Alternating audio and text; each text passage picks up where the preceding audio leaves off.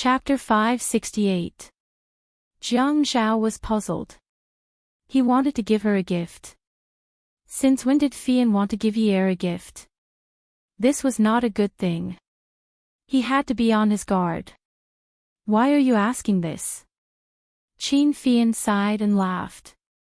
Our beauty, you called me from overseas and said that I have no conscience as a son. I always ask my secretary to pick a gift for her.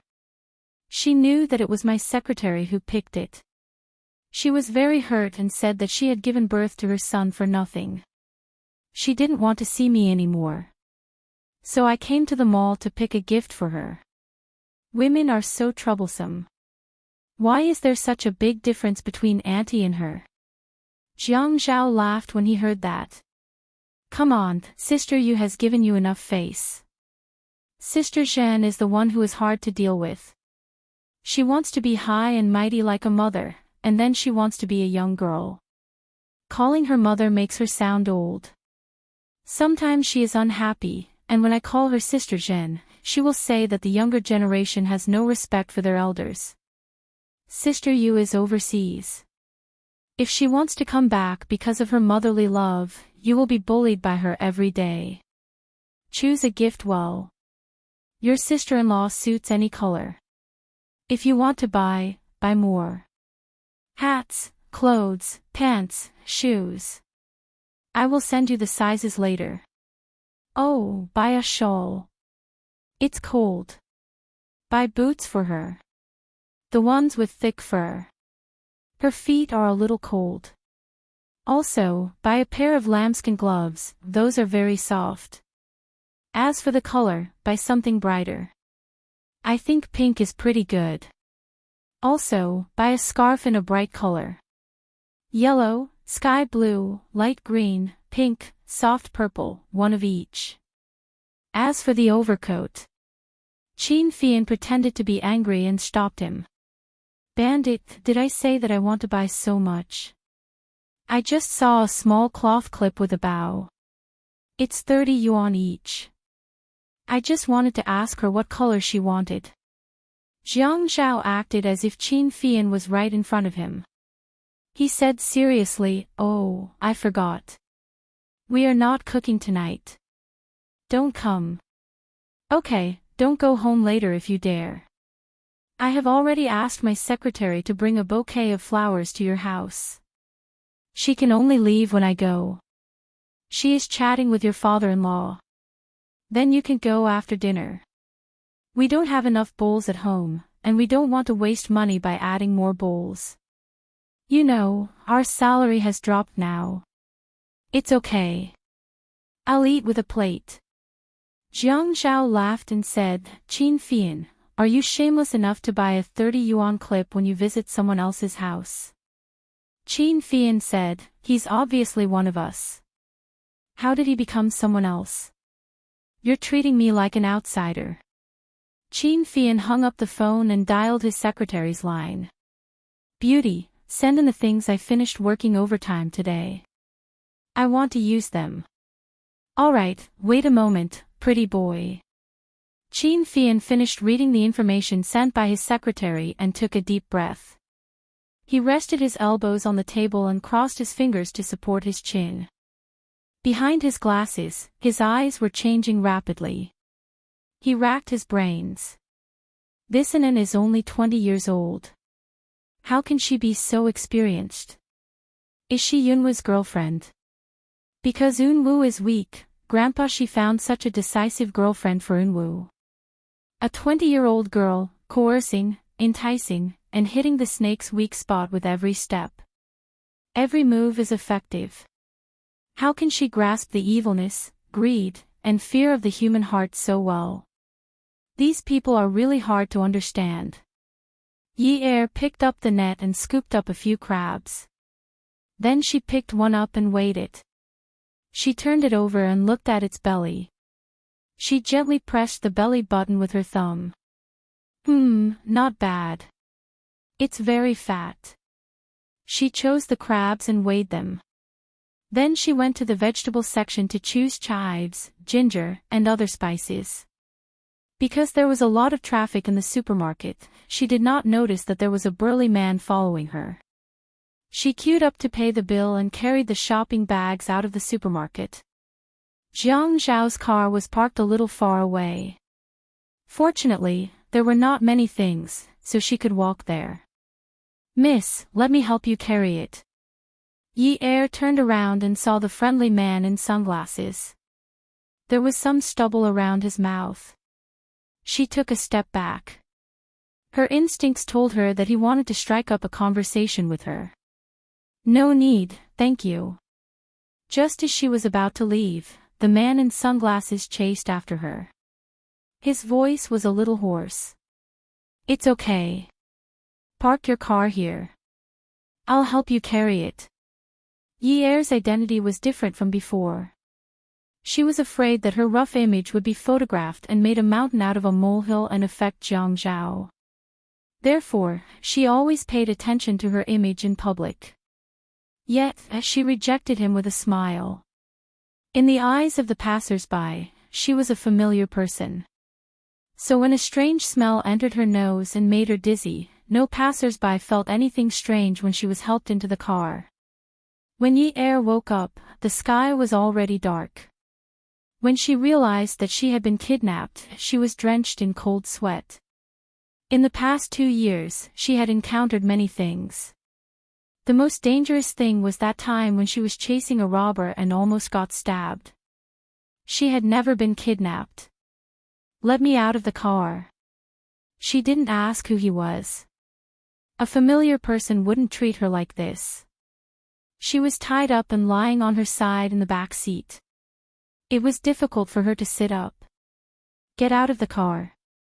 The man in sunglasses smiled coldly. "You can go to hell. What do you want? How much do you want?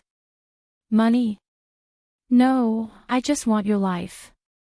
Yi Er breathed out shakily. She couldn't calm down. She wanted to cry, she wanted to argue, she wanted to break free from the ropes on her back, open the door, and jump out of the car. "I didn't offend anyone." "You're lying. Lying. It's no use lying to ghosts. I'm just taking your money. I'll give you a quick death later. Then, I'll chop you up and throw you into the river to feed the fish. No one will find any clues. Don't worry, my methods are always clean. Your family will just think that you're missing. Let me out of the car, you beast." "Ah." Yi Er was really crying. She was so scared that she was crying. No one could be so calm in the face of death and being dismembered. At least, she couldn't do it. She found many reasons for herself. She was still young. It was normal that she couldn't take it. She was afraid of death. She always felt that a bad life was better than a good death. No matter what, it was better to be alive. She still had many things to do. Her father's sentence had not really been reduced. If she died, would Jiang Zhao still care about her? Would her father still go to jail? What about her younger brother? He was still so young. She still had someone to love. She hadn't made Jiang Zhao fall in love with her. If she died like this, it would be a waste. She loved him until she died, but after she died, he would marry another woman. He said before that he wouldn't care about her family anymore. At most, he would give them some money. She didn't want to die. She couldn't accept it. The man driving was expressionless. "Cry. Before you die, you should think about the grievances you've suffered. Cry well. After crying, you'll be satisfied when you cross the bridge of helplessness and feel free." Only then did Yi Er know that there really was such a demon in the world. He must be a repeat offender.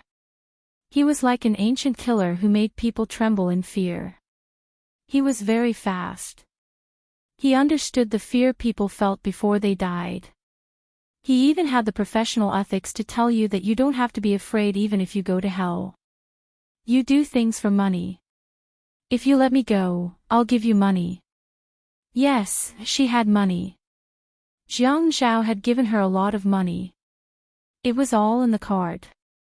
When he gave her the card, she thought it was just some living expenses.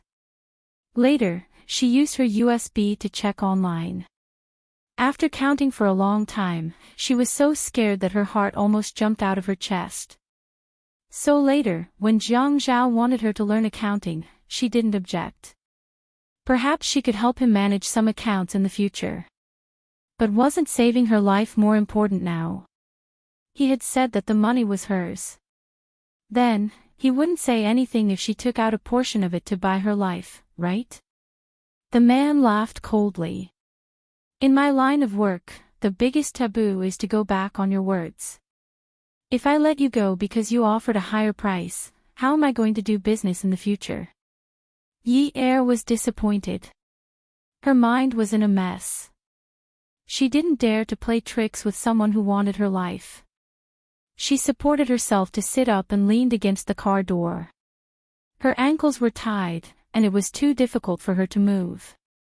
The man who was driving knew she couldn't play any tricks and didn't stop her. Think about it. A woman with her limbs tied up in a locked car. What can she do? The streetlights outside were lit up, and the car was driving along the river towards a less populated area. Yi Er thought about how the man in front said he wanted to chop her up and feed her to the fishes. She felt cold all over. My husband is the mayor. Aren't you afraid? What's there to be afraid of? The man laughed. Don't talk about the mayor's wife. As long as someone can pay me a satisfactory price, I will take your life. Yi Er felt a heavy blow to her heart. She suddenly gave up on negotiating with this man. It was useless to talk to a killer who only cares about money. Her mobile phone did not ring. It should be switched off or thrown away. Yi Er looked out of the car window and saw many cars passing by each other. Young people love to race. Suddenly, that car made her feel refreshed. It was the kind of feeling when the cold wind blew. That day, Ching Su had greeted her at the 9th mansion. That day, it was Min Zikai who was driving this car. She couldn't be wrong. The Cayenne was decorated with willow branches, and the Yi air was fluttering in the wind. It was as if spring had arrived. A fiery red Cayenne with tender green willow leaves. Only Ching Su would do such a thing. She had always been rebellious. She didn't care about matching, fashion, and taboos. If you said she was neither fish nor fowl, she would say she was different. If you said she was lawless, she would say she was pursuing her own individuality. Yi was tall. When she sat up straight, she was taller than the average girl. She leaned against the car door, and the fingers that were tied behind her back could touch the window switch. Since she was going to die anyway, she had to take the risk. If Min Zikai was here, he might save her. When Yi Er saw her car overtaking the red Cayenne, she rolled down the window and leaned against the door. She wanted to jump out of the car. But the speed of the car was too fast, and she didn't dare to take the risk. If she jumped out of the car behind would catch up with her. She would die. The man in shade saw her reaction and scolded. Damn woman. When the man in shades pressed the switch and was about to close the back door, Yi Er shouted at the car behind. Help! Help! The car window was still stuck tightly to Yi Er's sternum. It hurt a lot, but this gave Yi Er the chance to shout a few more times. Help! The man in shades stopped the car by the roadside. He quickly knelt on the seat, rolled down the window, and released Yi Er. He reached out and pulled her back. The road by the river was quiet and wide, especially when they were driving towards a deserted area. Ching Su drove. Even with the windows closed, she could almost hear the sound of the wind. Today was a special day. She had to go to the shoal to burn some incense and bring some of her mother's favorite food. Just as she was lost in thought, she saw half a body sticking out of the off-road vehicle in front of her and shouting at her car. Even though it was already dark, she could still recognize who was in the car. How dangerous was that? Did he want to die? Welfare, Shinwu 799. Chapter 569. When did Jiang Xiao change his car? Was it an off-road Honda? It didn't seem like Jiang Xiao's taste. When she drove past the Honda, she tilted her head to take a look. The car had already stopped by the roadside. Should she go over and say hello? She had seen it. But just as she was about to stop by the roadside, the Honda suddenly sped up and dashed out.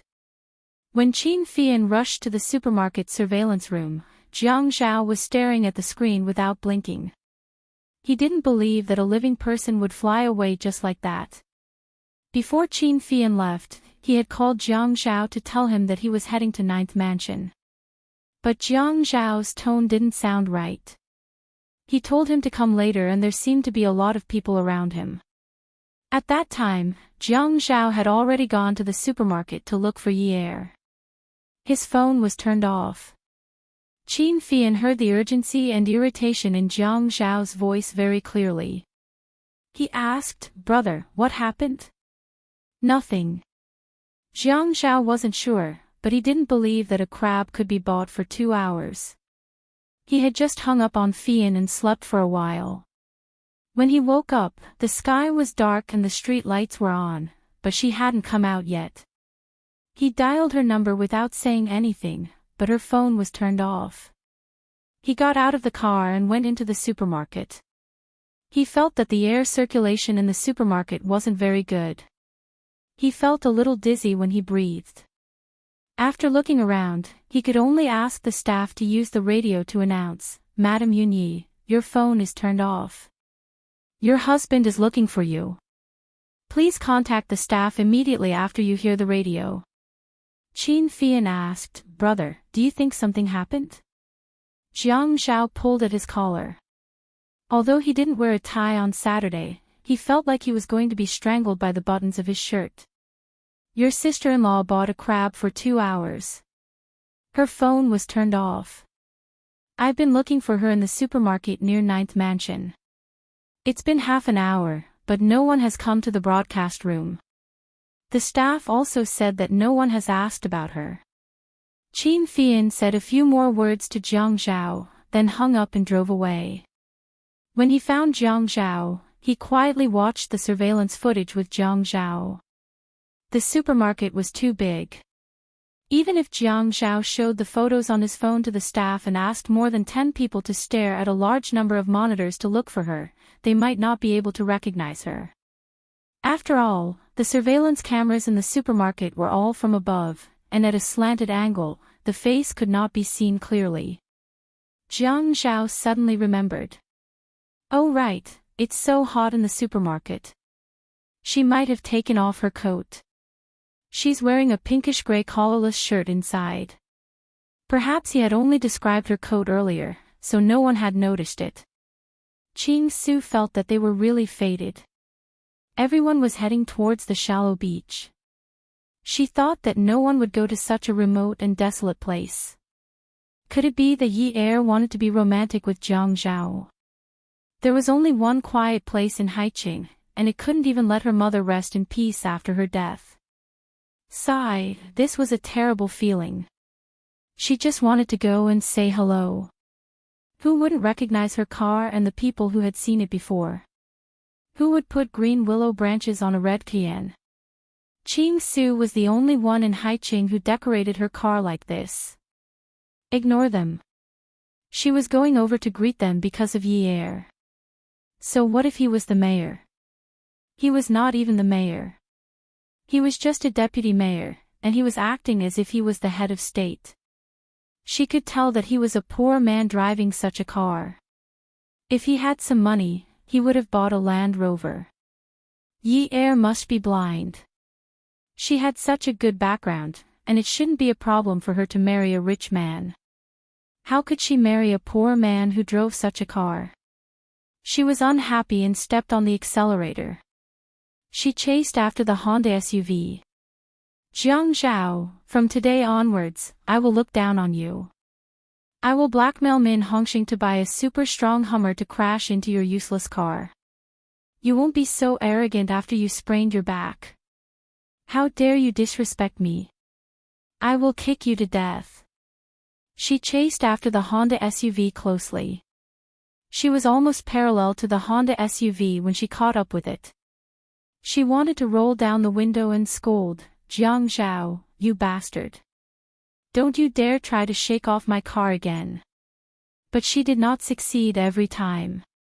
If Yi Er's character was spicy, then Qing Su was spicy. She was really angry. Jiang Zhao did not give her any face at all. She was so angry that her stomach was on fire. When she was angry, she pulled on the seat belt. It was very good, very firm. Her hands that were holding the steering wheel opened and closed. Her pretty face that still had some baby fat on it smiled slyly. She stepped on the accelerator and aimed at the rear wheel of the SUV. Thinking of the Hong Kong films that she had watched, she suddenly felt her blood rush to the sky. With the help of her hands, the steering wheel quickly swung to the left. Bam! The Cayenne hit the right rear of the Honda SUV. Other than the loud bam, there was the sound of the brakes and tires rubbing against the ground. The sound scraped against one's body like foam rubbing against glass. The black Honda SUV was obviously at a disadvantage. The car was much lighter than the Cayenne, and it was hit by the weight of the Cayenne, so it was thrown further away. Although the driver looked skilled, he could not withstand the force of the Cayenne's plate. The rear of the car was hit to the left, and the front of the car was slanted to one side. There was a pedestrian walkway by the river. It was about 10 centimeters higher than the road. When the Honda turned the steering wheel, it did not release the accelerator. It rushed onto the pedestrian walkway and hit the guardrail on the upstream road. The loud noise when the two cars collided was a thrill that Qing Su had never experienced before. In addition to the burning anger in her body, there was also the belief that she must defeat the Honda. Fortunately, the road was wide enough. After the collision, there was only a loud bang, and the two cars were bounced off. There were messy and powerful tire marks on the road, as if there had just been a battle. After the red Cayenne was bounced off, Qing Su stepped on the brakes and held the steering wheel tightly. She saw the Honda restarting the car after hitting the guardrail outside. She stepped on the accelerator again. In her impression, Jiang Zhao was not so overbearing. Although he did not walk around much, he was at least a gentleman outside. Even if it was just polite, he would say a few words to her, even if he treated her as a child. It was fine if he ignored her today, but how dare he provoke her like this? Qing Su, Lu Qing Su, was not a Min. She was not as cowardly as that guy. Yi Er was originally tied up in the car. Before the car was hit, she was curled up in the back seat. This hit directly threw her from the seat to the ground. Her head hit the back of the front seat with a bam sound. She suddenly felt dizzy and stars appeared in front of her eyes. When she fell from the seat, not only did she hit the back of the front seat, but she was also bounced off. As she fell, her waist happened to hit the raised partition in the middle of the back seat. Because of inertia, she was tied behind her back. Her arms suddenly hurt. This pain pierced her heart and lungs. In the next second, it was so painful that she wished she could not feel anything. Yi Er thought that Min Zikai must have found her and was coming to rescue her. She had to clench her teeth. No matter what, there was still hope. Her waist and arm joints hurt terribly, but she could not lie there anymore. At this time, it was obviously impossible to ask the hitman if he was wearing a seatbelt. She had to squeeze herself between the seats and curl up into a ball. Otherwise, if she was hit again, she would very likely be thrown onto the front windshield. Moreover, she would have to squat behind the driver's seat. When a driver turned the steering wheel, they would instinctively turn the steering wheel for their own safety. If she squatted to the right, she would definitely be courting death. Fortunately, she was tall. When she shrunk to the side of the car door and stretched out her leg to press against the partition in the middle of the back seat, she felt that it was very tight. With this hit, Yi-Er was seriously injured. Blood flowed down from her forehead.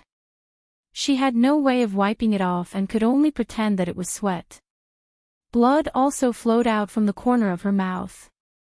She could only pretend that her mouth was bitten by her teeth. Jiang Zhao stared at the screen in front of him. He did not know where to place his hands.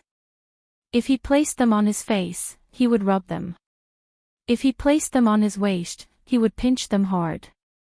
When he placed them on his arms, he wished that he could strangle himself to death. "Quick, look!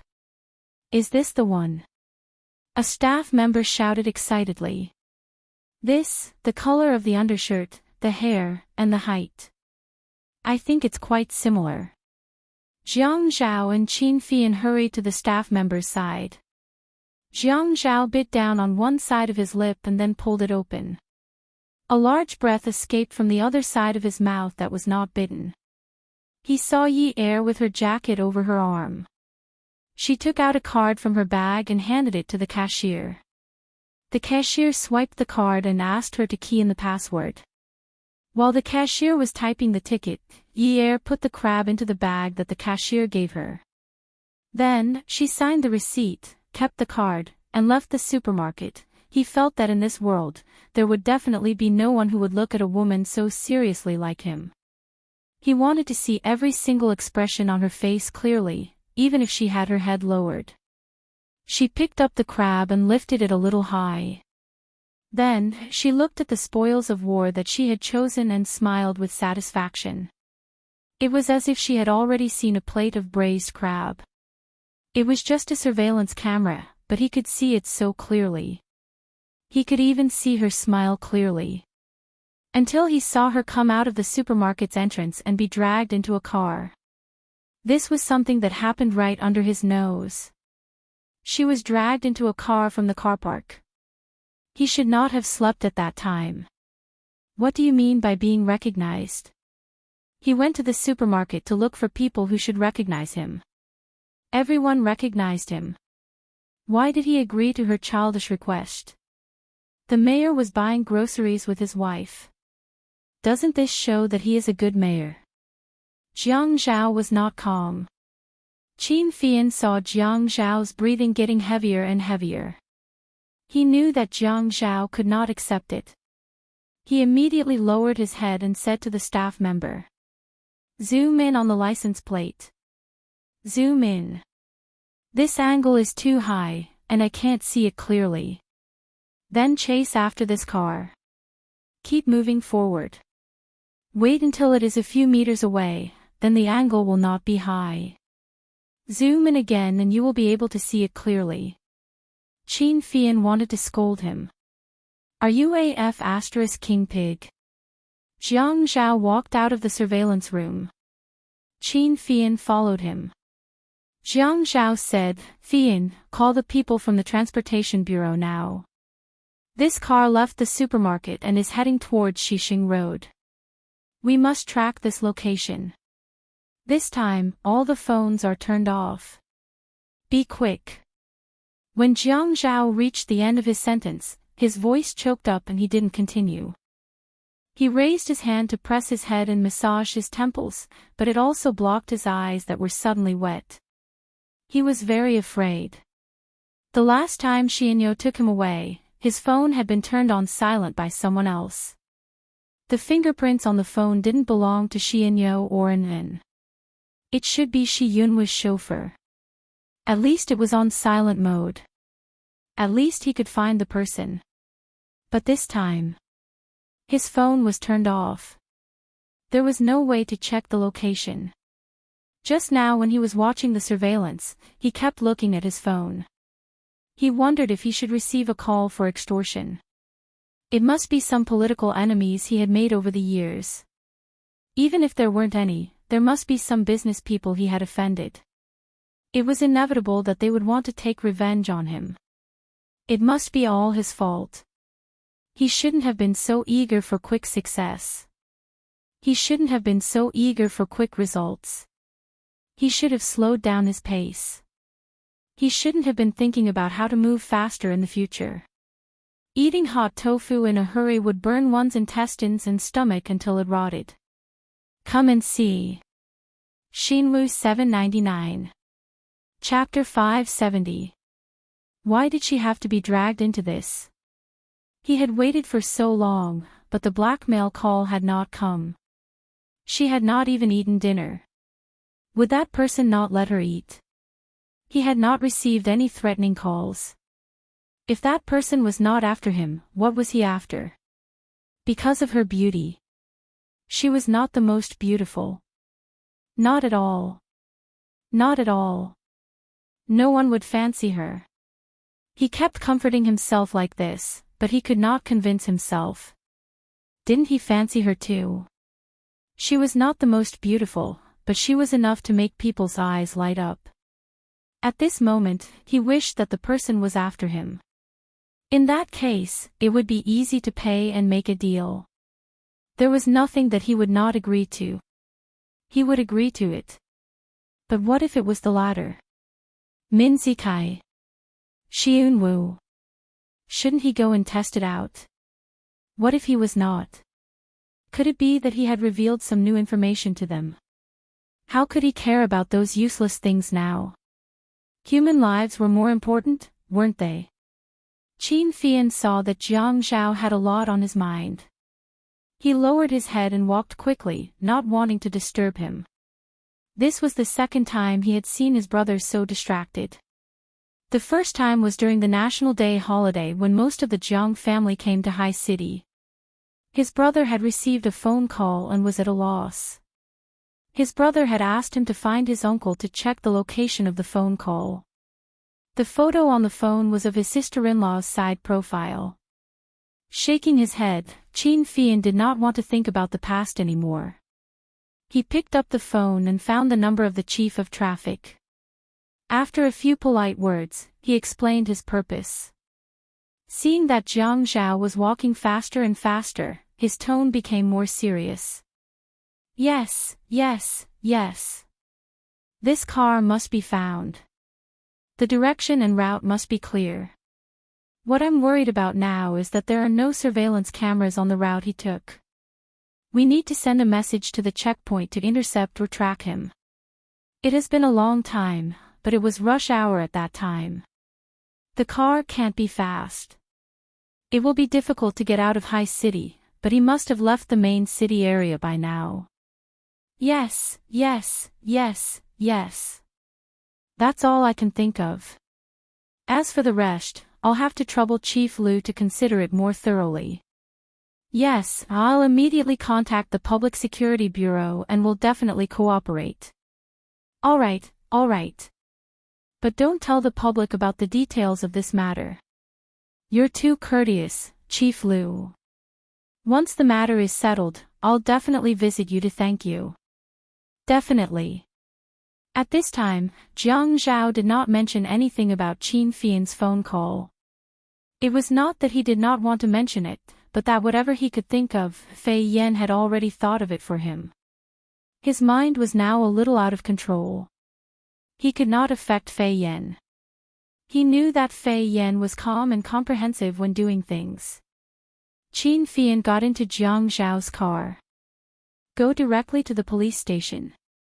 Or do we follow the route of the SUV that Chief Lu sent over and find our own way to meet up with the police? Jiang Zhao raised his wrist to look at the time. His arm was trembling, and his voice was also trembling. Meet up, I can't wait. Brother, I'll drive. You sit beside me. Every time the Cayenne hit the Honda, Ching Su would clench her fist and pound the steering wheel, shouting excitedly, yeah. It was too exciting. Although she was also rebounded by the force of the collision, sometimes her head would hit the car window and even cause a bruise, but it could not be compared with the pride of fighting to win. Ching Su had always had the upper hand, relentlessly attacking. Until the Honda's tires and brakes suddenly screeched. The whole car was like a turntable, instantly turning 180 degrees. Stepping on the brakes, the car aimed at Ching Su's car. At this time, the car also turned on its blinding high-beam headlights, like a tiger staring at its prey, shooting so much that Ching Su could not open her eyes. Not to be outdone, Ching Su also turned on her headlights and aimed them at the other party. Ching Su only thought that Jiang Zhao, this jerk, was becoming more and more immoral. Could Yi Er also allow him to bully her like this? Actually, in the past, she always felt that Yi Er was quite good to her. She even felt sorry for her background and always spoke ill of Min Yu's mother with her. Otherwise, she would not have liked to play with Yi Er. Yi Er felt the car stop. She propped up her exhausted body and rested her head on the seat. Instantly, blood splattered on the seat. Using the strength of her shoulders, she found support and sat up with difficulty. Even though she could not support her body to the front seat, she could still hear the breathing of the man in front of her. He sounded like a trapped beast. She raised her head weakly to look at the rearview mirror in front of her. The man's entire face was contorted. If he took off his large sunglasses, she would definitely see a pair of terrifying red eyes. This was already a cornered beast that had been forced into a corner. It looked like there was going to be another collision. She could not jump out of the car now. Everything was locked, so she might as well return to her original position. Today, whether it was Xiong Duo or Ji Xiao, she had to give Min Zikai a chance to save her. She could not provoke the criminal. Otherwise, she might be killed now. Ching Su looked at the car in front of her contemptuously. She simply turned off the headlights to let the man in front of her see her contempt for him clearly. She rolled down the window and stretched her hand out of the window. As if gathering all her strength into her left hand, she pulled it tightly and gave the car in front of her a hard middle finger. The man in sunglasses was greatly provoked by Ching Su's action. Today, he could have quickly dealt with the woman behind him. Who knew that he would cause so much trouble? Not only did he cause trouble, but he was also chased and hit by a woman's car. It was like being chased and hit by a woman on the streets. At this time, the woman in front of him actually dared to give him the middle finger. This was really something that he could not swallow. He would not turn off the headlights. Letting the other party see him clearly would not do him any good. Ching Su's car was only slightly dented, but the Honda's hood was already arched up from the impact. The body of the car was even worse. For a car that had not been modified, suddenly accelerating, swerving, and crashing would cause a lot of damage to the car. However, Ching Su did not care at all. She only thought that she would probably have to change a few tires when she went back this time. The car would have to be overhauled, or she would have to buy a new one. Anyway, it would be a waste if she did not spend Min Hongxing's money. Ching Su was feeling a little smug. However, when she heard the other party's car in neutral and the roar of the accelerator in neutral, she was shocked. He wanted to crash again. Again. Ching Su suddenly felt that the situation was not quite right. It was not that she was too smart, but because she had followed her mother since she was young, it was inevitable that she had a deeper understanding of judging the situation and observing people's expressions. Her intuition told her that the person in the car in front of her was not Jiang Zhao. Even if Jiang Zhao did not like Min Zikai and hated the fact that Min Zikai was his wife's ex-fiancé, even if he vented his anger on her, it would not be like this. Like this? Like what? Fleeing like a fugitive. Now that she thought about it, she was like a brave and fearless police officer chasing after a criminal who was desperately fleeing for his life. She had the impulse to sacrifice herself for justice, and the other party had the persistence to fight with his life. This was not like Jiang Zhao's character. Jiang Zhao could not be so petty. He was a person who achieved great things. If the person in the car was Min Zikai, how could Jiang Zhao wait until now to counterattack? If Min Zikai had crashed into Jiang Zhao's car, Jiang Zhao would definitely have turned the steering wheel. How could he have endured until now? Therefore, Jiang Zhao should not have thought of her as Min Zikai. She knew about Jiang Zhao. The year before last, when old Master Qin celebrated his birthday, all the family Min members went, and she also went. Even if it was a birthday banquet, it was possible to meet some people who spoke with sarcasm, especially those who had conflicts with Jiang Zhao in the political arena. After a few drinks, they would be a little complacent. In her impression, Jiang Zhao was a person who was super black-bellied. He was famous outside for his gentlemanly and magnanimous manner. Everyone said that he was the role model of a red family, and that all the children of aristocratic families should learn from him. He had a good grasp of how to deal with people and how to deal with people. Unfortunately, that night, she saw with her own eyes that Jiang Zhao had asked the Qin family's workers to set a trap for the person who had offended him. She was stunned to see two men having an affair behind his back after drinking.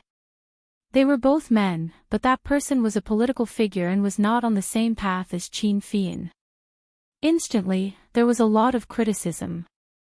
The news spread quickly, and within a few days, he was demoted. Jiang Zhao was a person who would never let others think that he was the one who did it. In front of others, he was a gentleman and a public servant. When it came to pranking people, he would not do it himself. He would only let others do it. Only when he was a meritorious official would he act on his own initiative.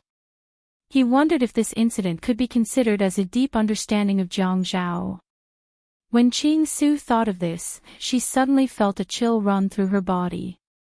If the person driving the car was not Jiang Zhao, what was Yi Er trying to do when he stuck his head out of the window? She clearly saw that half of Yi Er's body was outside the window. He seemed to be shouting to greet her. Did he not even smile when he shouted? And he did not come out after shouting. If it was not a greeting, then what was it? The other party's accelerator roared as if he was looking for the feeling of racing. Qing Su gripped the steering wheel tightly and bit her lips lightly. Her legs were trembling. Suddenly, the excitement from before was gone.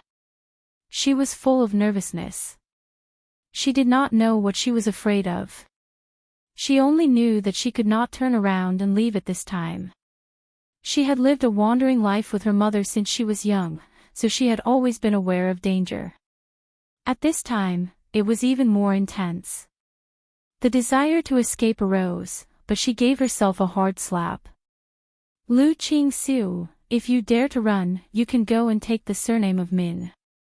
The bright red Cayenne was like a ball of fire that had ignited by the riverside.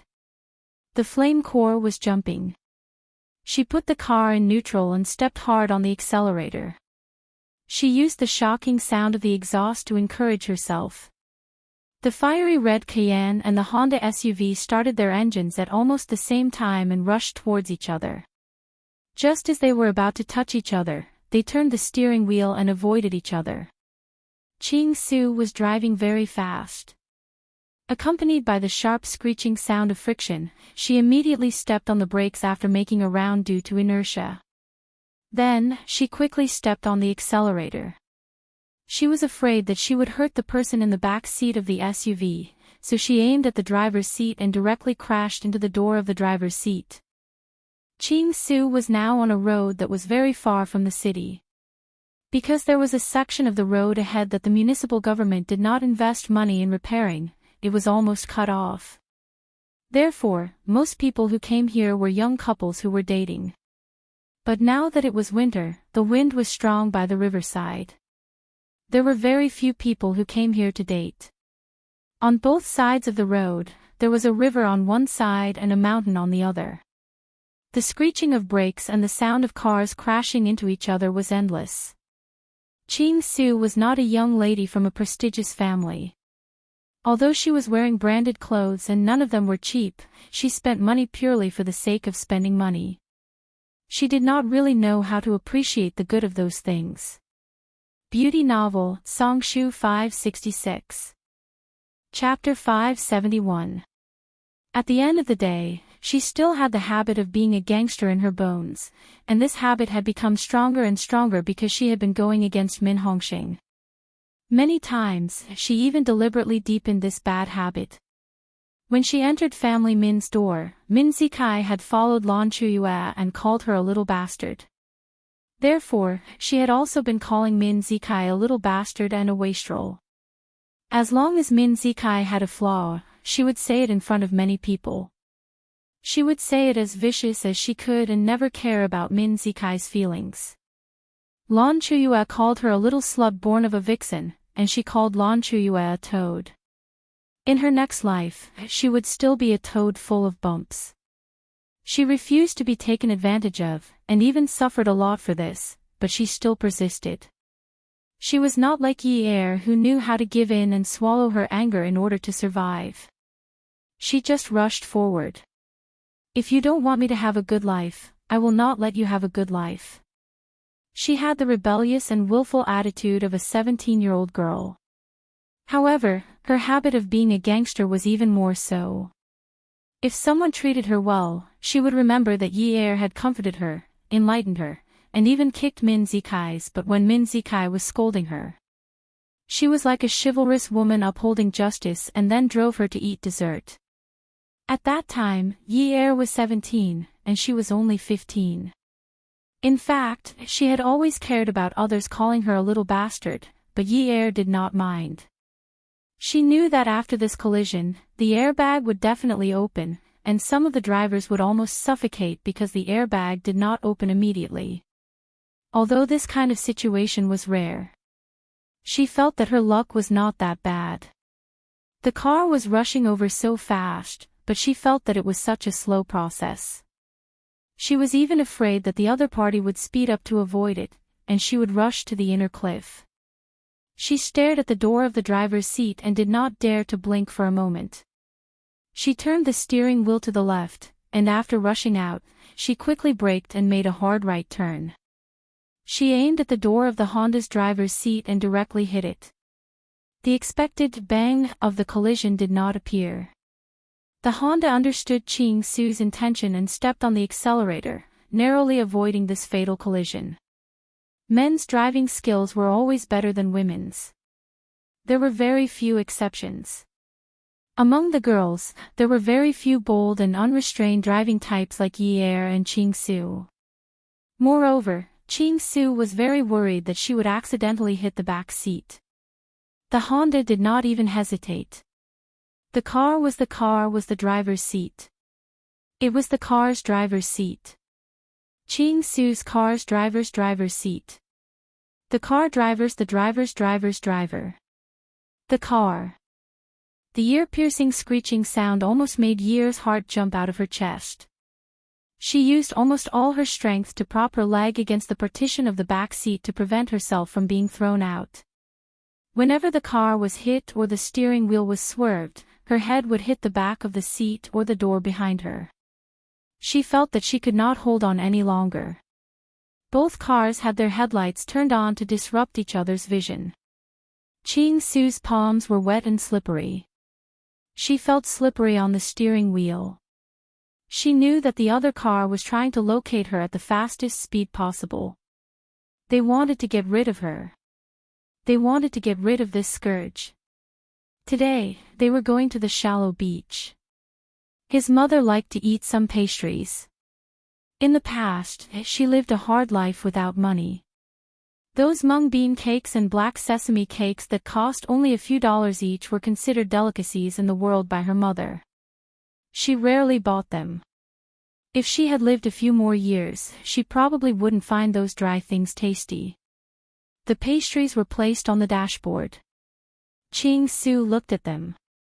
"Mom, I'll buy more for you tomorrow."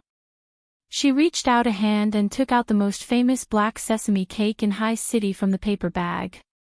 She quickly opened a few pieces and gently pinched them into tiny pieces. She quickly picked out some granules and put them in her hand. She passed on the ones that were crushed into powder. She did not turn the car around. She could not see the man clearly. She rolled down the car window and turned her head to let him see the contempt in her eyes. At this moment, she stealthily turned the steering wheel to the left at a good angle. This time, she had to be faster than the previous time. Sure enough, after the driver saw her eyes clearly, he stepped on the accelerator with a boom and sped up. When the other car sped up, Ching-Su threw the pieces of black sesame in her hand out and shouted, "Come on. I'll give you some nails." The man in shades only saw the contemptuous look of the arrogant woman in the Cayenne. She was arrogant and smug, as if victory was in her hands. It was only when he stepped on the accelerator that he realized that the other party had thrown a pair of small black objects. He could not see what they were, but they were small black objects. They could not be anything good. Look at the woman's smile. After so many collisions, he was already used to dodging. He was already very vigilant. After so many collisions, she must have noticed his vigilance. That was why she threw those things at him when he stepped on the accelerator. Nails. Yes, nails. Look at her, smiling so slyly. She didn't look very old and didn't seem to be very good at hiding her age. She could be so complacent with such a small victory. She stepped hard on the brakes, and Yi-er's head hit the back of the seat with a bang. Yi-er wondered if Jiang Zhao would still want her if she became stupid from the collision. Just as the Honda stepped on the brakes, Ching-Su instantly sped up and drove the car to the left. Just as the Honda was trying to avoid the large number of nails in front of it, Ching-Su's car had already adjusted its direction amidst the screeching sound of friction. She rushed towards the Honda's driver's seat. The Honda had just put the R into reverse gear when the left door of the driver's seat was slammed shut. At this moment, Ching-Su scolded, "Such an expensive car, but it doesn't have an airbag. What a scam." She was originally afraid that the airbag would suffocate her to death, but with such a strong collision, not only did the airbag not suffocate her to death, it did not even open. Her collision was self-destructive. Maybe it was because she had never taken such a risk before, or maybe it was because she was too young. So when she collided with the car, she had no idea that this collision would be fatal for her. Maybe it was because she had never treated her own life as her own. Due to inertia, she used all her strength to charge forward. The airbag did not open, so her ribs collided firmly with the hard steering wheel. Although she felt the danger and used all her strength to support herself, she did not let her body get close to the steering wheel. However, the sudden pain from her ribs still caused blood to gush out of her mouth. The sound of the wind beside her ears became clearer and clearer. It was so clear that she could hear other sounds besides the wind. Her mother was laughing, her mother was singing to her, and the neighbor's child was fighting with her for something. When he couldn't get it, he called her a little bastard without a father. What else was there? Also, her mother said that she had a father. Her father was far away. She heard the sound of water, a loud splash. It was the sound of something heavy falling into the water. Suddenly, her eyes seemed to light up. Her mother's flowery dress had fallen into the water.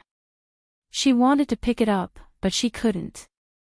Yi-er was lying in the hospital. The doctor said that his internal injuries were not serious and his bones were not broken. It was just that his joints were dislocated. However, there was a blood clot in his head. Although it wasn't much, it affected the patient's recovery. Ching-Su and Yi-er were staying in the same hospital. They were just next door. Although the person who was kidnapped was Yi-er, Ching-Su's internal organs were injured. 2 of her ribs were broken and pierced into her lungs. Jiang Zhao could hear Min Hongxing crying in the next room almost every day. The people involved were unconscious. No one knew what happened at the time. Min Hongxing only thought that Ching-Su had offended someone she shouldn't have. He regretted every day that he had done something evil and implicated his daughter. Because the Cayenne was hit like that, Min Hongxing thought that it must be an enemy who wanted to kill Ching-Su. However, he couldn't figure it out. Who would hate Ching Su so much? It didn't make sense. Ching Su was just an illegitimate daughter. He rarely revealed his love for Ching Su to others. If someone wanted to take revenge, they should be targeting their son. After all, in a wealthy family, the male was the master. Ching Su was just a daughter. He suddenly thought of Min Zikai and Lan Chuyue. Usually, the two of them didn't like Ching Su and always took the opportunity to humiliate and abuse her. Lan Chuyue once said that she wanted Ching Su to die without a complete body, just like her mother. It would be best if her body couldn't even be found after she died. Only then would she be able to vent her hatred. However, no matter how he interrogated them, his son and wife refused to admit that they had harmed Ching Su. They even swore to do so. The thing that Jiang Zhao couldn't accept the most was that the person who kidnapped Yi Er actually committed suicide. When the police car chased him to the scene of the incident, he probably heard the police siren and suffered serious internal injuries. He couldn't escape and directly cut his artery. Such a way of death made Jiang Zhao want to chop the corpse into pieces. He checked the car and found that the owner was a boss car. On the day of Yi Er's accident, the car was stolen. However, when the car was stolen, he was having a rendezvous with a prostitute at a hotel. After a few hours, when he came out and found that the car was gone, he wanted to call the police but didn't know how to say it. He was a man with a family in high city. In a place like a hotel, he was afraid that his wife would ask him the reason for losing the car. If she questioned him carefully, he was afraid that he would spill the beans. His wife was a shrewd woman. For a moment, he was conflicted about how to solve the problem. He dilly-dallied until the police came to him at 8:00 in the evening. The car was stolen, so the owner's information was useless for Jiang Zhao to find the culprit. The fingerprint comparison came up with nothing. The DNA analysis came up with no leads. Even the identity of the kidnapper, who was obviously not a newbie, couldn't be found. There were a few people who looked similar, but they were all in prison or committing crimes in other cities. Jiang Zhao racked his brains, but he couldn't find anything even if he grew stubble. Although Unwu deliberately didn't pay attention to Yi Er's matter, he also told himself that he would be at ease and not disturb her. As long as she was living well, after a long period of calmness, he might be able to face these things calmly. However, Jiang Zhao knew that he liked Yi Er. Shi Xintian knew that he loved Yi Er deeply, but Qin Rongfang didn't know. That day, Unwu happened to be resting at home. Qin Rongfang was looking for Shi Xintian to play chess. Qin Rongfang didn't know about Yi Er's accident immediately. He had already been sent to the emergency room. Only then did the director of the hospital call him and tell him that Jiang Zhao was emotionally unstable and that he had to be taken out of the hospital. No one could persuade him, but perhaps Grandpa's words would be useful. Qin Rongfang's phone immediately fell to the ground. Shi Xintian asked anxiously, and Qin Rongfang spoke intermittently. Before the two elders could leave, Unwu had already rushed to the Liu family's house. Unwu rushed to the hospital and pinned Jiang Zhao down with 2 punches. The last time they fought, Jiang Zhao was the one who attacked first, but Unwu used some tricks to make his injuries look more serious. He admitted that his intentions weren't pure. But this time, he didn't feel anything except hatred. Come and see. Hongcha 866. Chapter 572. He hated himself for being a step too late. He hated Jiang Zhao for not being able to protect Yi Er even though he had her all to himself. He hated himself for caring so much about the affection of the previous generation. He channeled all his hatred into his fist and punched Jiang Zhao in the face. Jiang Zhao had been in a daze all this time, but he only woke up after being punched twice by Unwu. When he woke up, he condensed all his anger into violence. He also needed to vent. He had to vent, or he would go crazy. Yunwu's fist came down and he screamed in pain, Jiang Zhao. Why don't you die? What's the difference between you and death?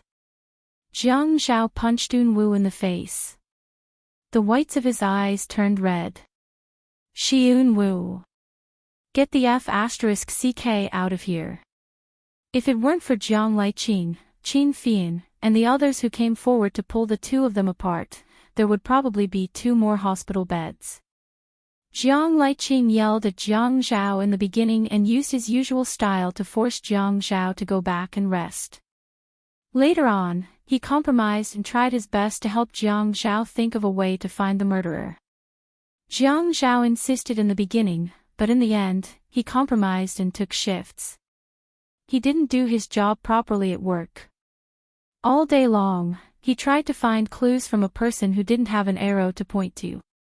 It was like this every day. Another night passed. Jiang Zhao sat by Yi Er's bedside and slowly combed her hair. With a long sigh, he lowered his head and closed his eyes.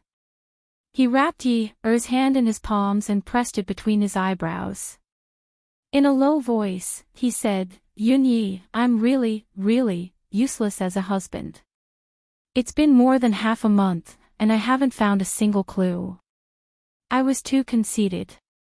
I thought that no one was smarter than me, that everyone was afraid of me, so I kept offending people everywhere I went.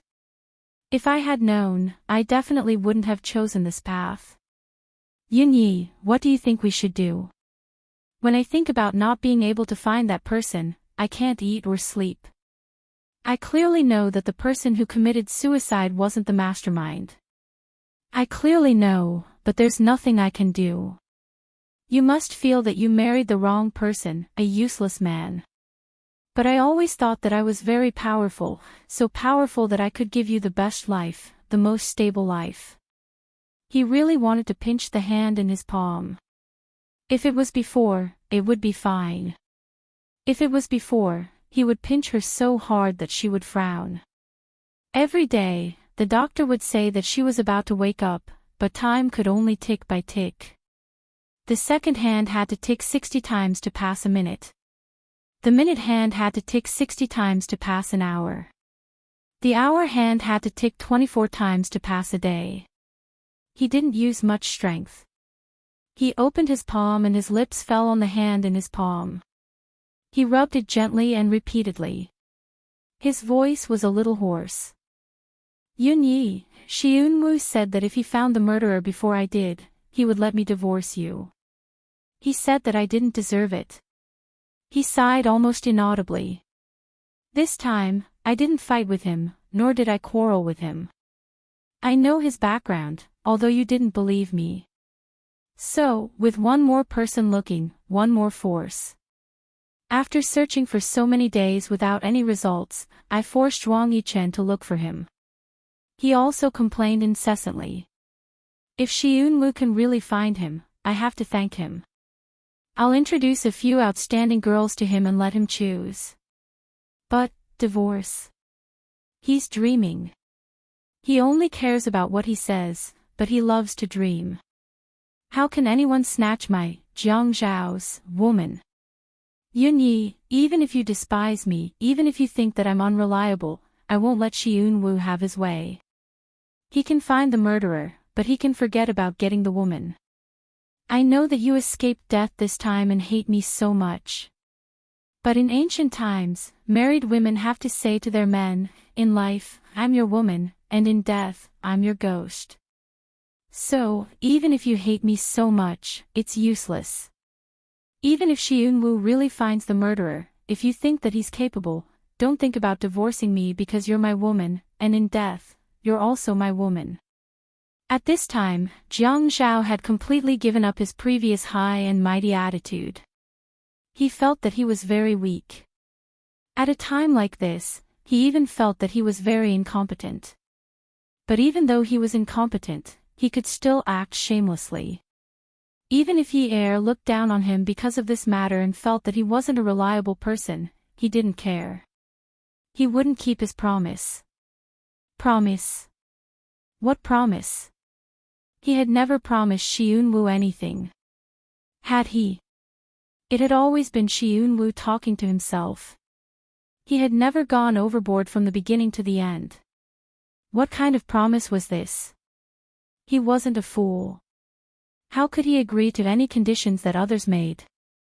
Although Yi Er hadn't woken up, he had always listened to the doctor's words.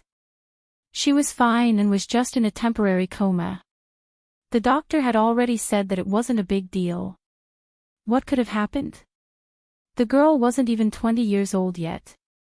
She was young and strong. She was at the peak of her energy. What could have happened? Although it wasn't appropriate to describe a woman as young and strong, as long as he could describe her as healthy, he didn't care about her gender. Jiang Zhao's calmness disappeared after Qing Su woke up. Min Hongxing rushed out of the ward like a madman and shouted loudly, "Nurse! Nurse! My daughter is awake. She's awake." His voice scared the nurse so much that she ran over and kept blowing air into her mouth to signal Min Hongxing to be gentle. However, Min Hongxing couldn't help but be agitated.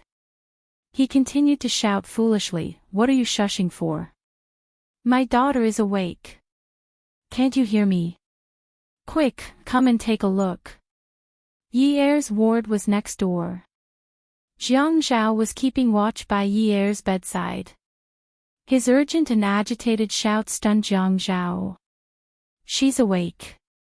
Qing Su and Yi Er had been discovered at the same time.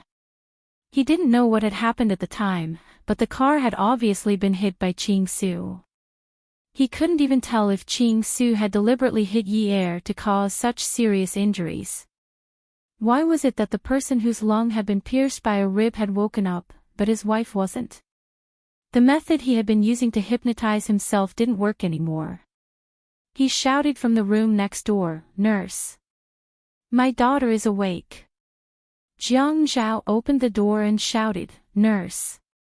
Why is my wife still not awake?" The hospital was quiet at night, and it was a private hospital. All the people staying here were from wealthy families. Although there were only a few wards on this floor, the nurses were all panicking. They couldn't afford to offend any of them. Immediately, the doctors rushed into their respective wards. One group of them started to check on the patients who had woken up, and the other group started to check on the patients who had not woken up. Jiang Zhao had told himself that Yi Er would definitely wake up. The doctor had told him that it would be fine. Yi Er's injuries weren't serious, much lighter than young Miss Lu's. Even Lu Qing Su had woken up, so there was no reason for Yi Er's injuries to not wake up. The room was air-conditioned, and Jiang Zhao was feeling hot. He wanted to hear the doctor's explanation. After the doctor checked on Yi Er, he stood up straight and said to Jiang Zhao, "Mayor Jiang, Mrs. Jiang's condition is not bad. Her condition is getting better every day." Jiang Zhao's image and demeanor were completely destroyed after the doctor's explanation. He was an idiot who would believe this bastard who was selling dog skin plasters.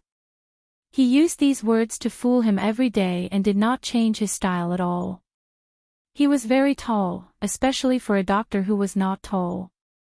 Both of them were men, but when one of them was pushed against the wall by the other, the difference in strength was obvious. "What did you say to me? You told me that my wife's condition is not bad. Her condition is good." Jiang Zhao was so angry that he exerted more force. The doctor rolled his eyes. He really wanted to strangle this dog skin plaster to death. If he were to strangle this dog skin plaster to death, he would not be the mayor anymore. The doctor's brain was too hot, and he couldn't control himself. How could he control himself? Jiang Zhao, who was told by the doctor every day, woke up. Jiang Zhao, who was told by the doctor every day that she was fine, was in a coma every day. How was he going to cool down? "You better give me an explanation. Tell me. Mayor Jiang, let go of me. Let go of me. You are going to kill me." Everyone in the room didn't care about Jiang Zhao's identity. Those who could pull him pulled him, and those who could arm wrestled him. At night, the private hospital was very noisy. The head nurse on duty called the hospital director, and the hospital director called Qin Rongfang. This incident was only resolved when the Qin family arrived. But in another ward, the atmosphere was different. Jiang Zhao and family Min were not on good terms for a long time. After the Yun family's incident, family Min did not contact them. Also, when the Yun family fell, it was because of family Min Yi was married to Jiang Zhao, and Jiang Zhao was classified as a dangerous person by family Min. That's why even when the incident happened at the same time, the people in the two wards did not contact each other. Min Zikai had wanted to visit Yi many times, but he was chased away by Jiang Zhao. At this time, he was caught by Min Hongxing and scolded. He scolded Min Zikai for being a good-for-nothing. His own sister was still lying in bed, and he still had the mood to see whether other people's women were dead or alive. What a good-for-nothing bastard. As long as Min Zikai was scolded, as long as it was because of Qing Su, he would hate this little sister even more. Before this little sister appeared, his father had never been so heartless to him. At this time, Qing Su woke up. Min Hongxing did not forget to share his joy with his son. He called Min Zikai to tell him that his sister had woken up. Min Zikai coldly hung up the phone. Min Hongxing's coldness did not dampen his spirits. He continued to ask Qing Su what she wanted to eat. What does she want to drink? Then he asked the nurse if she could eat since she had just woken up. Qing Su did not ask for anything. She only asked, "Where is Sister Yi? Is she okay?" Min Hongxing was slightly displeased. "Why do you care about her?" His face that had just darkened immediately smiled. He was very gentle. "Tell Dad what you want to eat." "Qing Su, do you want to eat some porridge? What flavor do you want to eat? Where is Sister Yi?" Min Hongxing knew that this girl's temper was not easy to persuade, so he could only take a step back. "Dad will tell you after you eat something." Qing Su nodded. The patient who had just woken up only drank some porridge. Next door, Min Hongxing's annoying voice kept coming in and out. Even when he asked the servant to prepare porridge, it was as if he wanted everyone on the floor to hear it. Afraid that no one would know that his daughter had woken up, he deliberately opened the door and shouted after the servant had left, "Remember, you must make the porridge thicker. Don't eat oil for the side dishes." Even though he knew that the servant had left, he still opened the door again and shouted, "Prepare a sweet porridge too. Maybe Qing Su likes sweet things. Sweet things will be more energetic." Jiang Zhao was so angry that he wanted to smash something. The person next door was already preparing himself, but his wife showed no signs of waking up. Add Songshu 566. Chapter 573.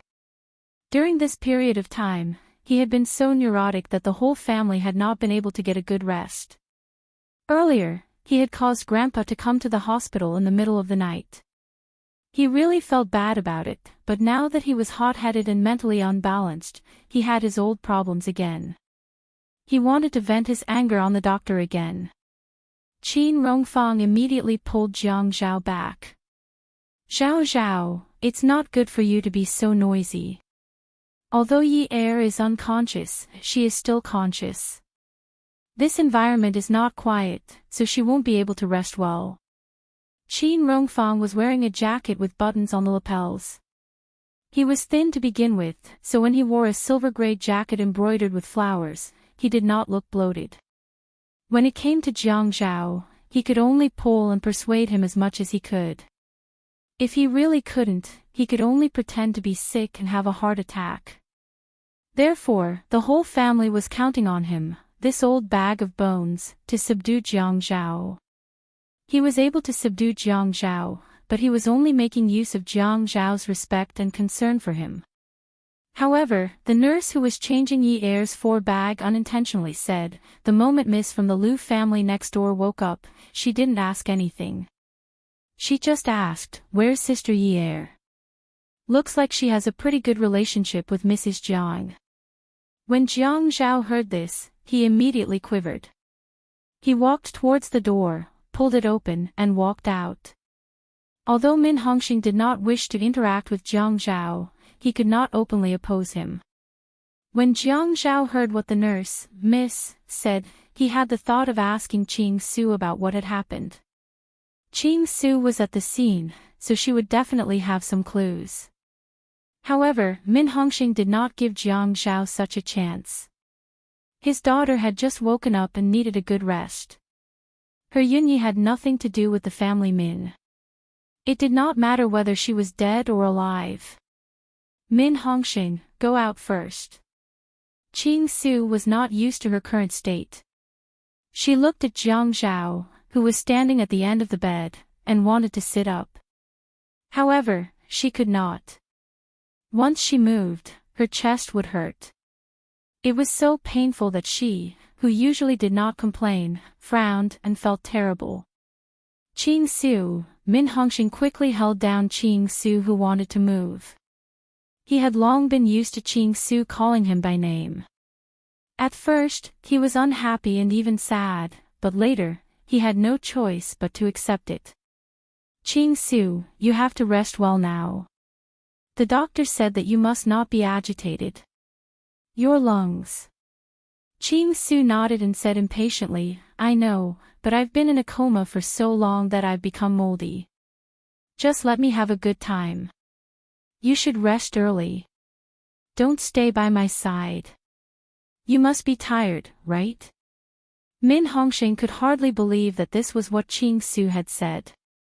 Especially after that, she actually asked him to rest and asked if he was tired. Seeing Min Hongxing so emotional that he was crying, Qing Su said softly, Dad, go out. Okay. Dad will go out now. Call me if you need anything. Dad will come back when you're done talking to Jiang Zhao. Qing Su said, there are nurses. Go back and sleep. Min Hongxing was overwhelmed by his daughter's sudden concern. He was like a child who was flattered and at a loss. I know. I'll stay by your side and watch over you. I can rest assured. After Min Hongxing went out, Qing Su directly called out Jiang Zhao's name. Jiang Zhao. Xia Qian always felt that she was older than Yi Er. She called Jiang Zhao because of Yi Er's identity. No matter what, she was still Yi Er's elder sister. She didn't call him brother-in-law because she didn't let him down. But Qing Su was just doing it out of habit. She wasn't good at flattering people, and she wasn't good at pleasing people either. As for Jiang Zhao, he was just Yi Er's husband. She didn't need to respect him by calling him mayor or brother. Yes. What do you know? Jiang Zhao was not sure how he should treat Qing Su. He needed to know what happened to Yi Er from a person who was already conscious. But the prerequisite was that Qing Su was not involved in the kidnapping. Otherwise, his efforts would be in vain. I want to know how Sister Yi Er is doing. My dad did not tell me anything. She is still unconscious. The impact on her head might be quite serious. There is a blood clot and she will not wake up anytime soon. I think she might need surgery. Jiang Zhao's heart softened when he heard Qing Su calling Yi Er sister. At least, he could hear the concern in Qing Su's voice. Qing Su's brows furrowed. Crash. Yes.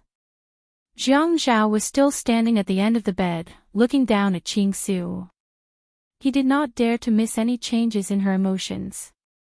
Qing Su suddenly felt guilty and pained. She had good intentions, yet she had caused Yi Er to be in such a miserable state. She took in a long, trembling breath.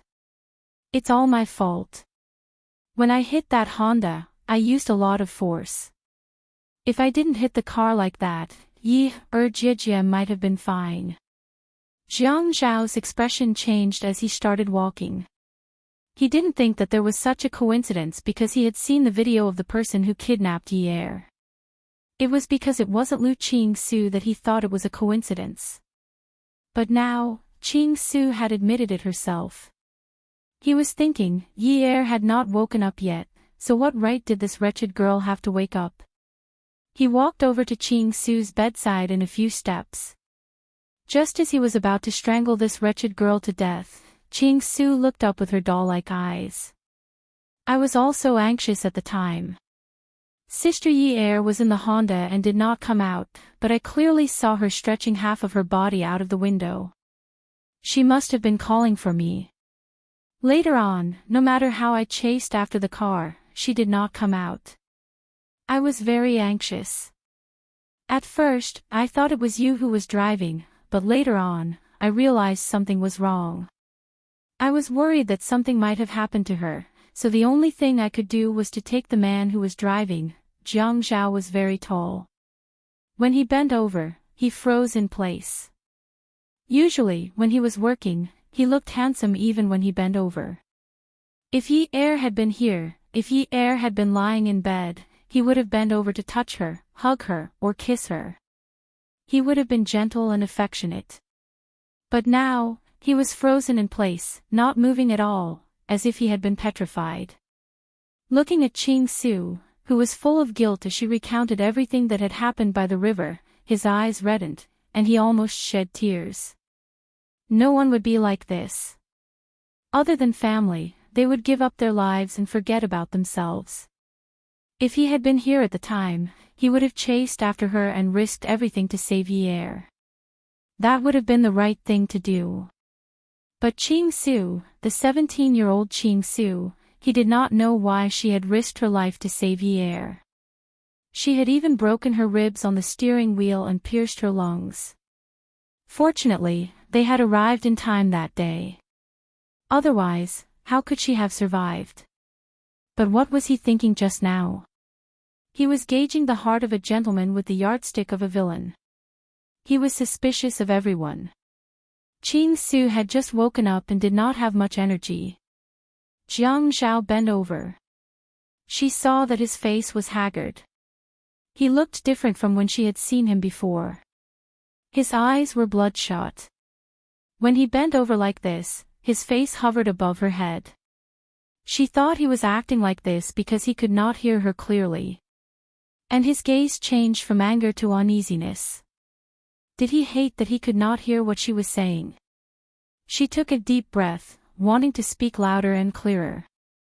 But when she took a deep breath, Yi Zi felt like her lungs were about to split open. When Jiang Zhao saw that Qingsu could not hide the pain in her eyes and that she was groaning in pain, he reached out to press the bedside bell. Qingsu, do your lungs hurt? Hearing Jiang Zhao's gentle voice, Qingsu nodded and then shook her head. I'm fine. I just need to rest for a while. Qingsu, I owe you a big favor. If you need my help in the future, I will definitely not refuse. Jiang Zhao could not say anything more out of concern. He felt that the best thing he could say now was to make a promise to the person who had saved his wife's life. Because the person who should have had his ribs and lungs broken should have been him. Qingsu and Yi Er were not related in any way. It was only right to repay a drop of kindness. If this were in ancient times, the whole family would have to kneel down and kowtow to thank their savior. What are you saying? Not only did I not save her, but I also caused her to fall into a coma. I've already asked for forgiveness, and you still say that. Qingsu's guilt could not be concealed again. When the nurse entered the room, Min Hongxing ran in after her. When he saw his daughter, who he treated as his sweetheart, was in so much pain that her face was sweating. Without saying a word, he pushed away Jiang Zhao, who had just stood up straight.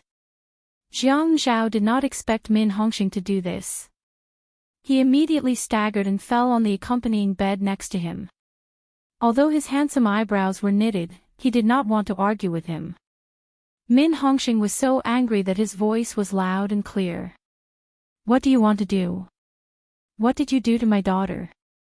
Min Hongxing, I used too much strength to breathe. It was Jiang Zhao who called the ambulance for me.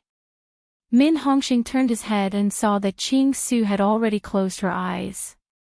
Clearly, before he went out at that time, his daughter still called him Dad. Now, she was only calling his name. He only pushed Jiang Zhao because he was worried that Jiang Zhao had caused her pain. Could it be? Could it be that Qing Su was interested in Jiang Zhao? He stepped back and let the nurse examine Qing Su. At this time, he also involuntarily began to size up Jiang Zhao and Qing Su. He secretly thought that Qing Su was 17 years old and was in high school. Although this was the case, it was not that he had not considered finding a good family for her in the future. Although Jiang Zhao was good in all aspects, he did not mind that Jiang Zhao was more than 10 years older than Qing Su. However, he minded that Jiang Zhao had been married before. It was rare that Min Hongxing could actually think of such a constructive problem at this time. It was also when Min Hongxing's brain was unfortunately in a state of paralysis due to the virus that Jiang Zhao left the room. He could not help much here. Compared to the woman in the next room, what he had for Qing Su's pain was also fake concern. He had now become a person who did not even want to pretend to care. He just casually closed the door to make it easier for the nurses to come in and out. He took a shower and went to sleep. Jiang Zhao wondered if he could take a break from work for a while. Recently, his mental state was not very good. Although he was staying in the hospital, he still slept on time. There were nurses and nurses in the hospital. He was here purely to make himself feel more at ease. Sleeping in the hospital, he could not fall into a deep sleep and had messy dreams. Perhaps it was because he thought too much during the day, and Qing Su woke up today and could even eat. Jiang Zhao could not convince himself to stay calm no matter what. Dreams were always complicated and long, and sometimes they were fragmented. Yi Air was too far away from him. There was a clear but black river in the middle. It should be very deep to become such a color. He saw her standing on the other side of the river and reached out to her. He told her, "If you want a home, I will give you a home. I will give you all the warmth you want. I will treat you well and always treat you well. Come over quickly." Attention, Songshu 566. Chapter 574. He felt that his hands were numb and his mouth was dry. The woman on the other side of the river just stood there stiffly, not moving at all. She was wearing the white dress that he had bought for her. Her hair was draped over her shoulders, and when the wind blew, the hem of her skirt and hair swayed gently. Her eyes were dull, and she really looked like Xiao Longnu who had stayed in an ancient tomb for a long time. In the face of Yi Air's indifference, Jiang Zhao's temper flared up. He looked at the river in front of him, and he couldn't cross it. He shouldn't have asked her to come over. All right, he would go over. But just as he reached the river and was about to swim over, the woman on the other side spoke. When she spoke, her face was full of pain. "I don't love you. I don't love you. Don't come over. Don't come over." Before she even entered the river, it was as if she was drowning. He had said it countless times, and he had said it countless times to himself. Anyway, she didn't love him. Anyway, he didn't care. It didn't matter if she didn't love him. Anyway, she could only be with him. He didn't mind those *T feelings and love. It wasn't like he could eat it. It's okay. You can be at ease as Mrs. Jiang. It's okay. Don't feel like you're in pain. I didn't ask you to love me. I don't mind. Don't come over. Let me be at ease. Let me be free." There was no sound on the surface of the river. Her weak voice came from the other side. When it came, it sounded like it came from the water. He couldn't even hear the ups and downs in her words. There were no ups and downs at all. Only her gently furrowed brows told him that she was really in pain. That kind of pain spread from her eyes to her eyebrows, and then slowly flowed to her entire body. That kind of sadness and pain seemed to have suddenly come from hell. It turned blood red and flowed all over her body. He watched helplessly as her white dress was dyed a bright red from the pain. It was on her arms, face, and everywhere. He jumped into the river and swam towards her. He thought that even if he tortured each other with her, even if she struggled in pain until her entire body was covered in blood, he would not let go. It did not matter if it was dyed red. There was a river here, he would wash her clean. Suddenly, there seemed to be many seaweeds growing in the river. The seaweeds swayed their waists in the water and reached out their slender hands, trying to grab his legs. At this time, he only cared about using brute force to swim to the other side. The seaweeds that wrapped around his ankles were pulled apart by him every time. His eyes were above the water, watching the woman in blood slowly turn around without any reluctance. More and more seaweed grew on his legs, and he could no longer kick them. The things in front of him turned into fish, prawns, and black seaweed. He flipped over and looked up. Some sunlight pierced through the water surface. He looked at the sun on the water surface, and it was divided into many pieces. The clear river water slowly turned red from the shore. Their breaths were accompanied by large bubbles coming out of their mouths as they sank deeper into the water. Suddenly, he felt something fall from the river, and the water pressure around him changed. He suddenly opened his eyes. The person who fell from the shore was blood red. She was immersed in the water, and her dress slowly turned white. The redness on her face and hands also slowly faded. However, her eyes were empty. She looked in his direction as if she had been freed from the pain. She sank even faster than him.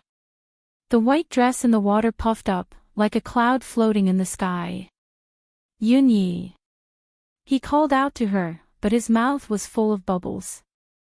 There was no sound, only bubbles appearing and disappearing. He wanted to swim over with all his might. He bent down and pulled the seaweed on his legs. He thought that she was going to die. He thought that he was going to die too. If that was really the case, it would be good to die together with her. He didn't expect that the urge to die together would be so strong. When he stretched his limbs and swam over, the seaweed seemed to open a path for him. However, when he hugged his woman, he became greedy again. What was so good about dying? He wouldn't feel anything if he died. It was better to live together. However, he was exhausted. It was a little strenuous to carry the woman who had no strength at all. When he was about to reach the water's surface, he couldn't swim anymore. He thought that he should let her go out to the water's surface to take a breath. He lifted her up, but he was sinking. Suddenly, he saw her jump out of the water like a fish and swim further and further away from him. He thought that she must have been freed. Some people said that you couldn't see the tears of a fish because the fish lived in the water. She left and didn't even look back. She definitely couldn't see him, even if she turned back. She definitely couldn't see him because he was in the water. *****. The southern home was a small high-rise duplex. Jolie lived here. She got out of bed and started washing up and putting on makeup. There was another man sleeping on the bed. It was Yuan Shichang. Yuan Shichang asked as he put on his clothes, "It's so early. Where are you going shopping?" Jolie reached out her fair and tender hands and patted the moisturizer on her face. "No, who's shopping every day? I'm going to the hospital to see Yi'er today." The latter half of her sentence was a little cold. Yuan Shichang threw the tie in his hand and said loudly, "Didn't I say? You're not allowed to go." Jolie didn't take Yuan Shichang's violence seriously. She squeezed some lotion on the back of her hand and rubbed it on her face bit by bit. As she rubbed, she gently patted it with her fingertips and rolled her eyes at the man in the mirror. "Why do you care? Don't bother about my business. I have to go to the hospital today no matter what." When Yi Er was in trouble, Jiang Zhao already called to inform me that you didn't allow me to go. The more I think about it these past few days, the more I feel that something is wrong. Jiang Zhao didn't even call me after the incident. I called Yun Hongwei to talk to Si Jia, but Si Jia ignored me. How can there be someone like you in this world? Yi Er is my biological daughter. Shouldn't I go and see her at this time? Zhou sniffled and pulled out another tissue. She closed her eyes and pressed the tissue against her face, wetting a small patch. Crying. What did I say? You promised to cut off all ties with those annoying people in the Yun family if you were to be with me. You promised, and now you're regretting it. Zhou threw away the tissue in her hand and raised her chin. She looked at herself in the mirror and began to apply foundation. Yes, I regret it. I want to see Yi Er. You can do whatever you want. Yuan Shichang was already used to Zhou Li's temperament that changed her mind from time to time. Anyway, he couldn't force her. He turned around and picked up the tie that he had thrown on the bed and tied it. Go and see her. Go and see if she has tubes all over her body. You'd better help her and let her see the King of Hell. It's better if she sees the King of Hell. That way, it'll be easy for you to get custody of Si Jia. I don't believe that Jiang Zhao will care about a dead person's brother and father. Yun Hongwei can only continue to go to jail. Just as he finished speaking, Zhou smashed the foundation bottle in her hand hard on the back of Yuan Shichang's head with a bang. Yuan Shichang turned around in pain and saw that Zhou had already stood up and turned to face him. She glared at him with an angry expression. Yuan Shichang. How many times have I told you not to talk about Yi Er? You actually have such bad intentions. Zhou, don't be ungrateful.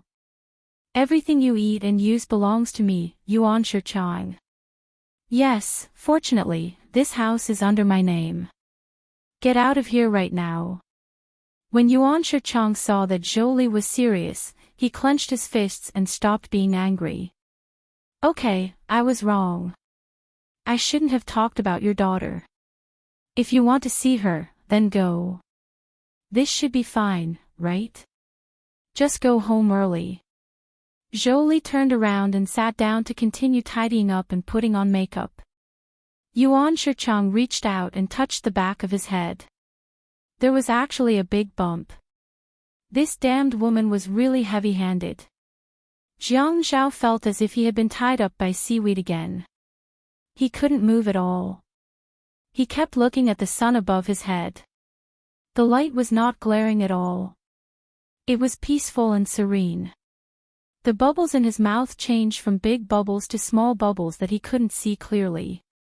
He only knew that it was difficult for him to move his chest. Zhou entered the ward and saw that Jiang Zhao was sleeping with his head covered. She did not feel that there was anything worth avoiding. She wanted to ask about Yi Er's situation, so she pulled away Jiang Zhao's blanket. When she pulled it away, she saw that his face was covered in sweat. There were even water stains at the corners of his eyes. His face was a little pale. She was shocked. She quickly pushed him a few times. Jiang Zhao, are you sick? Next to them was her daughter's bed. There were no tubes all over her body like Yuan Shichang had said. There were only bags of fluids. Her son-in-law was sleeping on the side bed. His face was pale as if he was seriously ill. Her heart was being squeezed. After Jiang Zhao was pushed awake, he sat up. His eyes looked in Zhou Li's direction, but his gaze seemed to penetrate Zhou Li and look further away. Suddenly, he remembered the dream and lifted the blanket. Where's Yunyi? Zhou Li was puzzled. She's on the hospital bed. Jiang Zhao stopped preparing to put on his shoes and looked at the person lying motionless on the hospital bed. His face was wet with sweat, and his eyes were slightly red.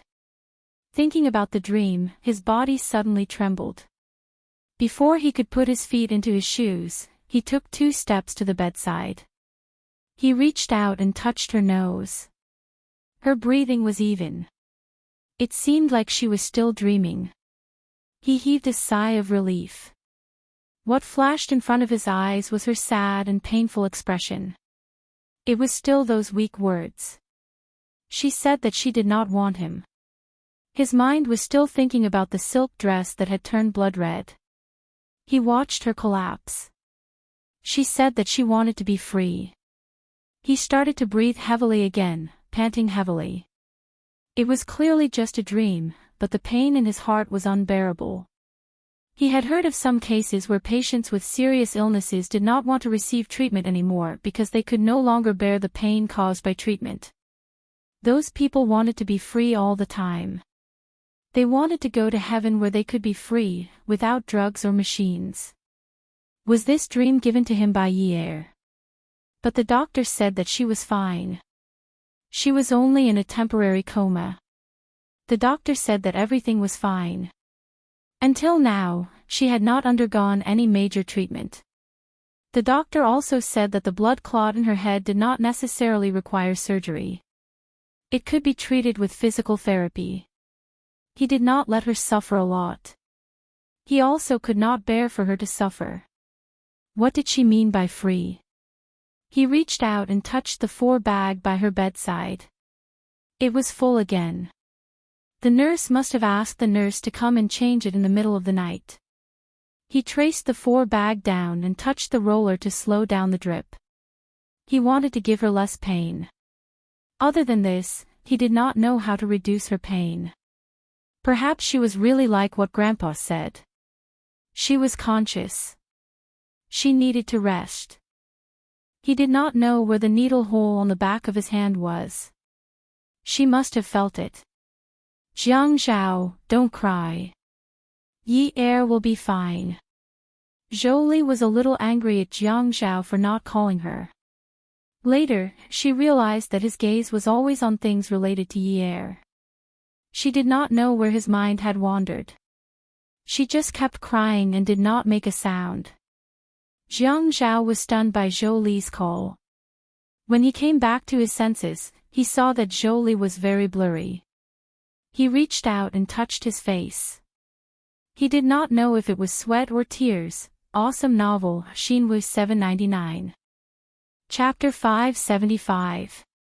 Jiang Zhao, Yi will be fine. Jiang Zhao did not feel that he had lost his composure. He did not even glance at the radiant Zhou Li and coldly replied, okay. She turned her back, bent over, and wiped her tears on the blanket that Yi was covering. She said angrily, I'm wearing such an expensive suit and yet I'm wiping your tears on your blanket. You're lucky that I'm wiping my tears on your blanket. It was as if Yi was still awake at this moment. They were usually like this and could not help but say some nasty things. Jiang Zhao's indifference towards Zhou Li was not intentional. He really did not take Zhou Li seriously. In the beginning, he called Zhou Li and told her about Yi's situation. Zhou Li agreed to come over to take a look, but she did not even respond. He called again to confirm, but in the end, she simply said that she had something to do. Forget it. It was good that she did not have a mother. He did not have to worry so much. In the future, he would persuade Yi not to care about these things.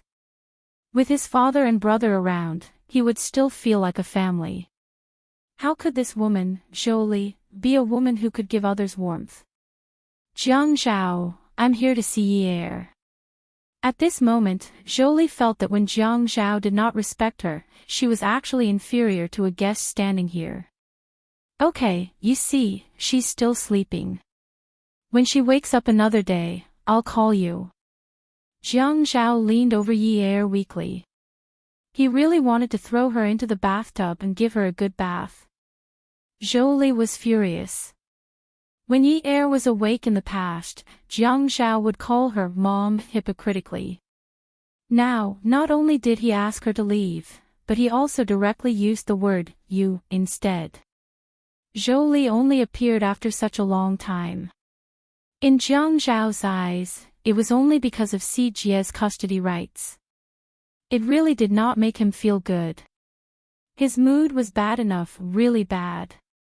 If Zhou continued to stay here, he was afraid that he would have to vent all the emotions that he had suppressed during this period of time. Because his family was always worried that he would be in a bad mood, they tolerated him, making him feel embarrassed to lose his temper at them. Brother. Qin Fian came in from the open door. When he saw Zhou, he only called Jiang Zhao. Qin Fian had heard about Zhou's custody rights from Jiang Zhao, so it was natural that his impression of Zhou was not good. Fian. Jiang Zhao sat up and turned. Brother, let's go. Uncle Wu has arranged for people to guard here. I'll send you to the building. After Yi Er's accident, Qin Fian or Zhuahao sent Jiang Zhao to work every day. They took turns telling him new things on the way to work. As usual, Jiang Zhao went to the bathroom to wash his face, brush his teeth, and shave. When he returned to the room, he faintly said to Zhou, "Mom, I want to change my clothes. There is no private changing room in the ward, so it's not very convenient." At this time, he called Mom, but the meaning was even more obvious. Zhou was embarrassed. Qin Fian pushed up his glasses and did not call anyone. He only pursed his lips and gave a forced smile. After Zhou left, Jiang Zhao took off his pajamas and threw them on the bed. He took out his suit, shirt, and sweater from the wardrobe and put them on one by one. Qin Fian helped Jiang Zhao straighten the back of his shirt collar and raised it slightly. "You are very heartless, even chasing your mother-in-law away. You are very understanding." Jiang Zhao looked down at the front of his shirt, buttoned it, and smiled. "Of course. Why don't you commit incest with me?" Normally, Qin Fian would only tell Jiang Zhao that he did not commit incest. Recently, in order to make Jiang Zhao happy, he had done a lot of things to himself for Jiang Zhao. "Don't say it so loudly. Be careful that your sister-in-law finds out. Later, she will insert the needle in her arm into your hand and make you give her an foredrip. Sigh, if you are willing to do this, then I can only be willing to be tormented by you." Qin Fian took Jiang Zhao's briefcase and sat on the table by the window. "Zhou came, but you didn't let her accompany sister-in-law. You chased her away just like that. I'm afraid she is sad." "Sad." Jiang Zhao looked at the mirror outside the wardrobe and put the tie around his neck. He raised his head and looked at himself in the mirror. He snorted. It would have been better if he didn't say this, but now that he said this, he was furious. "She will be sad. Does she look like she's sad? I seriously suspect that she gave birth to Yi Er when she was underage. Look at her now. She clearly looks like a woman in her 30s. When she gave birth to Yi Er, she must have been so young that she didn't know anything. Otherwise, when Yi Er was lying on the bed like this, I actually couldn't see any love in her eyes. Your beauty, you and my sister Zhen are examples of women who don't care about their families, but are they the same as her? No matter how much they don't care about their families, they still love their children, right? Sigh, now that you mention it, I suddenly feel that Beauty You is exceptionally cute and likable. Of course, although they didn't care about us since we were young, when did they not rush back from afar at critical moments? Although sometimes we say that it's annoying, aren't we quite happy in our hearts? But look at Zhou. How old was Yi Er when my father-in-law had an accident? She dared to disappear without a trace and leave a mess to Yi Er. If it were anyone else, I'm afraid I would have kicked them. Don't be so angry. Qin Fian placed his briefcase on his desk and walked behind Jiang Zhao. He tugged at the hem of his suit. After all, she's your mother-in-law. What kind of mother-in-law is she? Calling her mom is already giving Yi Er 10,000% of face. I can't possibly keep her here. You didn't see it. Every time she sees Yi Er, she makes Yi Er so anxious that she cries. I can't casually throw the person on the hospital bed to her to agitate her. What if she starts drugging Yi Er the moment I leave? I have to be on guard against this kind of thing. It was only when he saw the helper at home coming over that Jiang Zhao gave Yi Er a kiss and followed Qin Fian out of the ward. After getting into the car, Jiang Zhao said, "Fian, you actually don't have to send me off. I can get Lu Qing to pick me up." Qin Fian handed Jiang Zhao the breakfast in a thermos that they brought from home. "Have some porridge. Today's porridge is made with red beans. Uncle Wu said that you should eat some red bean porridge in the morning." He didn't agree to let Lu Qing pick Jiang Zhao up. After all, Lu Qing was an outsider. He always knew that Jiang Zhao was very guarded against outsiders. How could he be as relaxed as him and Zhua Hao picking him up? When he was with them, Jiang Zhao would still joke around. If he was with his colleagues, he would probably be even more depressed. Grandfather had reminded him many times that he must not let Jiang Zhao be depressed. Aunt and uncle would always thank him and Zhua Hao.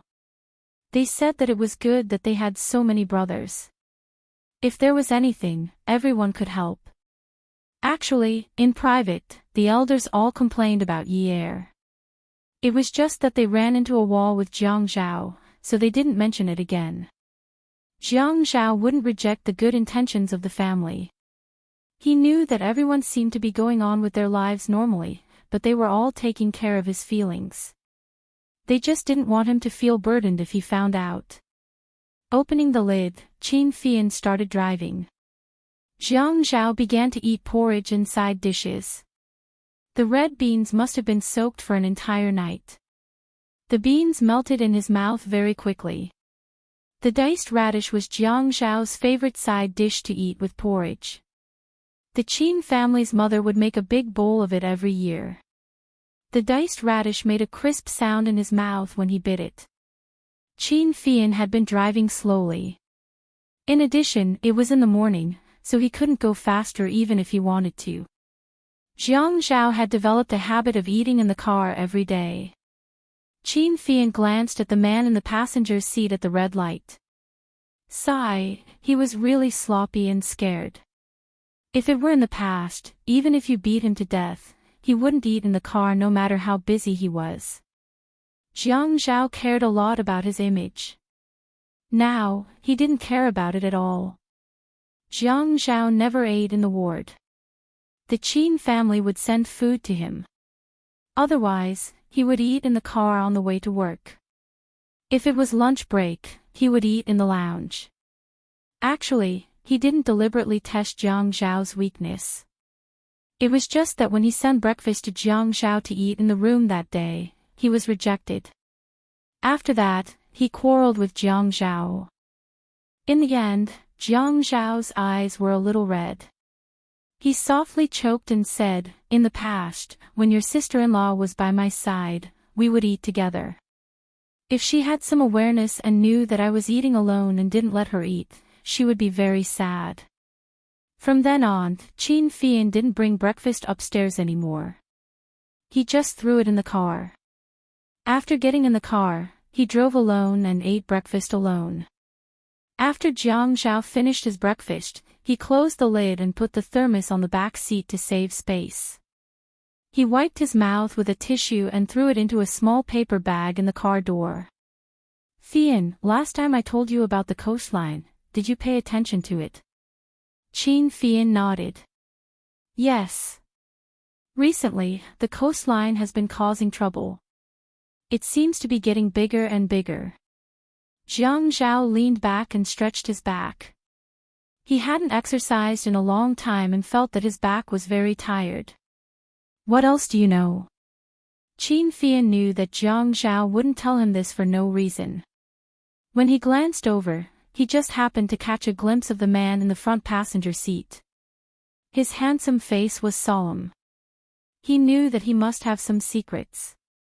His devilish face gently curved into a smile. The hand holding the steering wheel tapped lightly as he searched for all the information he knew. Zhuang Yifeng is probably at a disadvantage this time. Now there's a wave of cancellations. Although his uncle helped him with the loan, if this matter gets out of hand, his uncle will also be affected. Moreover, the coastline is quite big. It's almost equivalent to the sum of the buildings he built in the past. If this matter really gets out of hand, I'm afraid he can only auction the coastline. Qin Fian's tone was somewhat gloating. What do you think of this matter? Jiang Zhao crossed his arms and tilted his head, looking at Qin Fian with a sharp gaze. Me? Ha! Qin Fian listened to Jiang Zhao's questions. He suddenly felt that although the incident with Yi Er was a big blow to Jiang Zhao, this guy's perception of the outside world was still very high. You want to eat it? Jiang Zhao's eyebrows were like knives, filled with a cold aura. Ad Xinwu 799. Chapter 576. Brother, you're so smart. I wanted to give you a surprise. Qin Fian smiled shamelessly. The coastline is in a good location. I've also checked the foundation of the building and the construction of the building. It's not a shoddy construction. Not only that, it's also considered a very good real estate project. So I think it's a good deal for me to buy it. Fian, you can't eat this plate. Because Yi Chen wants this plate. Qin Fian's voice was slightly stiff. This was not his usual attitude. It was not casual and unruly enough. The too serious Qin Fian was not suitable for such a flashy outfit. Although he was wearing a gray checkered suit, he wore a fruit green sweater, which made the gray a bright color. He knew that Zhuang Yichen and Zhuang Yichen had always been at odds with each other. The two brothers had been fighting for many years. As long as it was something that belonged to Zhuang Yichen would want to buy it. However, business was always about maximizing profits. There was no reason for him to give up such a big piece of fat meat. Besides, if it was an auction, it would be a fair competition. He always knew that Zhuang Yichen and Jiang Zhao had always been on good terms. Could it be that Jiang Zhao wanted to help Zhuang Yichen? Jiang Zhao said, "There's a big problem with this plate now. If you get it, I'm afraid you won't be able to clean up your mess in the future. Zhuang Yichen knows that you want this plate. He won't fight with you. But if you buy this plate now, not only will you give Zhuang Yichen a chance to make a comeback, you'll also spend more money. Why bother? Zhuang Yichen already wants to auction it now." Qin Fian did not expect things to turn out this way. His information was considered rather secretive. He did not expect Zhuang Yifeng to already be thinking about the auction. The Zhuang family could not hold on anymore. Jiang Zhao nodded. Right now, his uncle is already under investigation. This plate is related to the secret connections of many government officials. Zhuang Yifeng couldn't have set up such a big plate on his own. Whether it's the supervisor or the planning department, everything is involved. If you take over this plate so quickly, that nest of wolf feces might stain your body. If you want to stain it, wait for me and Zhuang Yichen to clean it up before you do it. Otherwise, you won't even be able to spit it out when the time comes. Qin Fian was driving. Brother, why are you only telling me now? I never thought that you would be interested in Zhuang Yifeng's things. After all, you always knew that Yi Chen had always wanted to snatch Zhuang Yifeng's things. Yi Chen came to me about this matter. He said that he didn't want to get you into trouble because of his family matters. Regarding this matter, you should bide your time and not make a move first. Okay. Qin Fian licked his lips. Brother, do you need my help with Yi Chen's matter? Jiang Zhao shook his head. Don't butt in. I can't quit even if I want to. His matters are really King nerve-wracking. Because I was careless in making friends with him. I have to be careful about everything when dealing with his matters. It's fortunate that he has enough perseverance and ruthlessness. Otherwise, a bunch of bad guys would rush out and tear me into pieces. Qin Fian knew that Jiang Zhao was deliberately exaggerating, so he played along and said, "You can just cut ties with him. Yeah, I have the same idea. Then I'll wait for him to report me and say that I'm in cahoots with his official business. So he's so sinister. Ha. Ha, that's why I'll only set him up. Otherwise, I'll be at a loss. Qin Fian thought to himself, next time, before I do something big, I'll have to discuss it with Jiang Zhao. Most of the information that I have came from this building. I wanted to make a big profit, but I almost got myself into trouble. Brother, when are you going to give me some benefits as a driver? Benefits? You still want that piece of land in 326. That piece of land was not only a thorn in Qin Fian's heart, it was also a thorn in Jiang Zhao's heart. He knew that Xiun Wu was a person who knew how to hide, but after all, he was only 20 years old. He probably inherited Xi Jintian's ruthlessness, or else he wouldn't have been able to tolerate it so well. However, he was so good at running a business. He had only been in Xi City for less than 3 years, and even when he was working at Xi Empire, he was a slacker. It was only a few months ago that he officially joined the Qin group. Once he got in, he was already familiar with the hidden rules of China's government. He easily made connections and got that piece of land in 326 at a cheap price. After that, a series of people were fired and interrogated, but none of them dragged Xi Empire into it. They only said that there was a problem with their data when they were doing the report.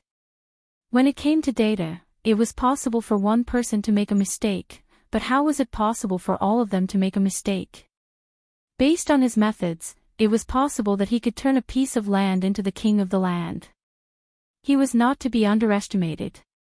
Qin Fian waved his hands and placed them back on the steering wheel. I'm not going to think about it anymore. The Shi family has taken it, so what else can I think about? Even if it's not the Shi family, it's a done deal, so it's pointless for me to think about it. Have I been having a bad year these past few months? Everything seems to go wrong. Ever since I took over the Qin group, I haven't been as unlucky as I have been these past few months. I don't even know what I'm asking for. People in business like to worship the Lord Guan Yu, so naturally, they were superstitious. There were many superstitions among government officials as well. Jiang Zhao thought about it and it did make sense. Fei Yan had always been a smart person. Fei Yan had mentioned that he wanted to buy that piece of land in 326 after the subway changed its route. Initially, he wanted to buy it for a cheap price to build a hotel, but then there was Shi Yunwa's conspiracy, so he was unable to buy it. The shoreline was a good place, but due to the complicated relationships between government officials and businessmen, he had to give it up. Fei Yan, why don't you go to Hong Kong and find a fortune teller? There's an 80% chance that something is wrong. Jiang Zhao paused. When the time comes, I'll go with you. I don't think things are going well for me either. Qin Fian nodded in agreement.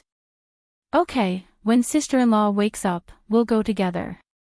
After sending Jiang Zhao to the government office building, he turned around and left. As soon as Jiang Zhao arrived at the office, Lu Qing came over and said, Boss, Dean Shin from the Procuratorate came looking for you. He's still in the lounge. I wanted to give you a call, but he said there was no need. He also said. Lu Qing stopped and smiled.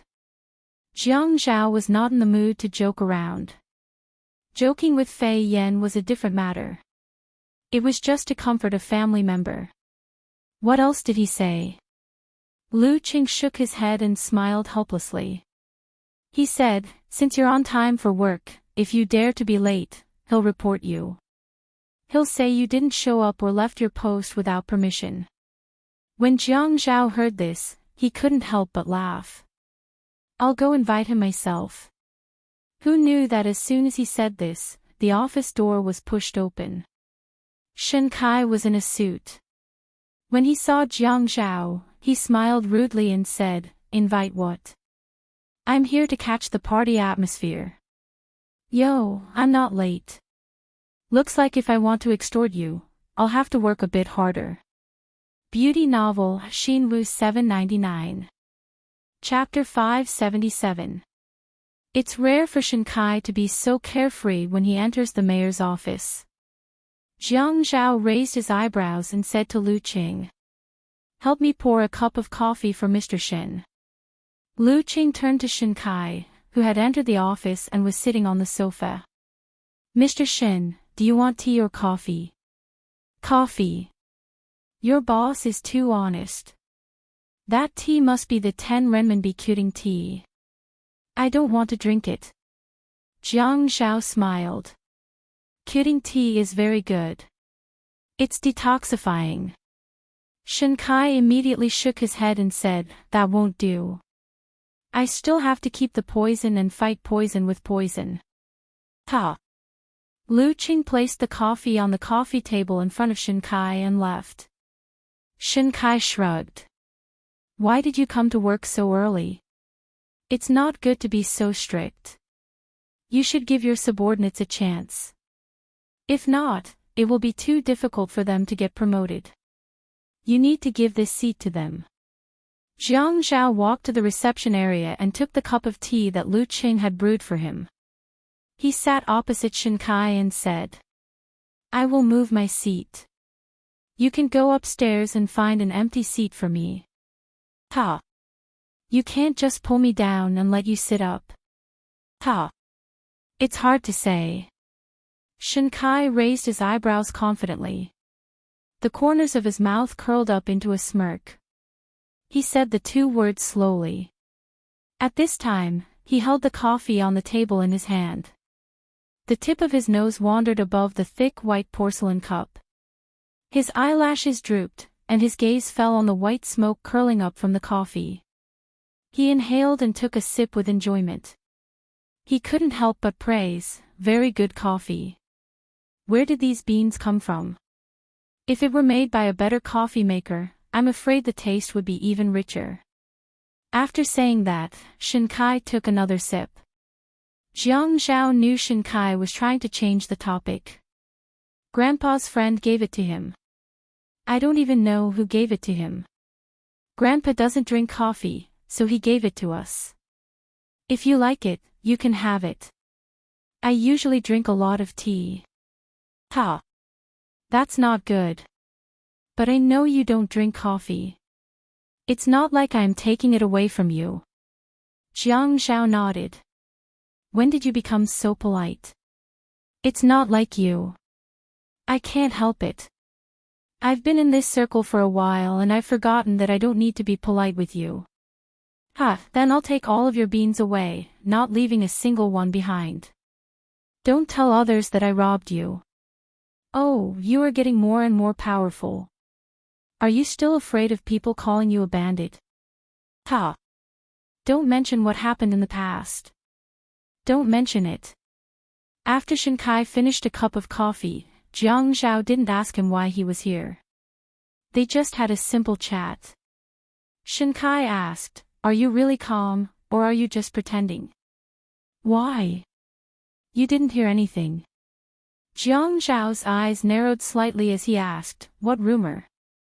Shinkai placed both his hands on his knees, his 10 fingers drumming on his knees without any rhyme or reason. "Right now, Yunsha Cheng's case has been brought up again and the higher-ups are paying attention to it. Furthermore, I specifically went to find out more about it and someone handed over the information. Yunsha Cheng's parole for medical treatment is more or less complete and his body has already recovered. Furthermore, the government's authoritative hospital will conduct an examination on his body. Furthermore, the matters of his previous business dealings have all been dug up. In business, how many of them are pure and simple? More or less, they will interact with each other. Otherwise, how can they survive? I feel that someone wants to kill him." "You really didn't hear anything about this?" Jiang Zhao's eyes narrowed again. Then, his brows furrowed. His originally relaxed posture became somewhat stiff. The things that appeared in his mind slowly emerged. "I really didn't hear anything. You came to tell me about this, so I don't need to hide it from you." His thoughts were in a mess, but he still tried to organize them. He added, and you also know that the functions of the prosecutor's office are different from ours. On the surface, you guys are above the government, so it's normal that you know many things but I don't. What's more, this matter is related to my father-in-law. It's clear that someone is avoiding my line of sight to do this. How could I have known this information in the first place? Shinkai nodded, but he couldn't help but joke. You say that the prosecutor's office is amazing, but aren't they still enslaved by you guys? They are restricted everywhere. Jiang Zhao said. China's characteristics are currently at this stage. You and I can't change it. We can only adapt. How far has my father-in-law's case gone? Is it convenient for you to tell me? When Jiang Zhao asked this question, he was still very cautious. The prosecutor's office was not like other agencies. Many things were classified as confidential. His political status was also here. If Shinkai clearly wanted to help him, naturally, he didn't have to worry. What if he set him up?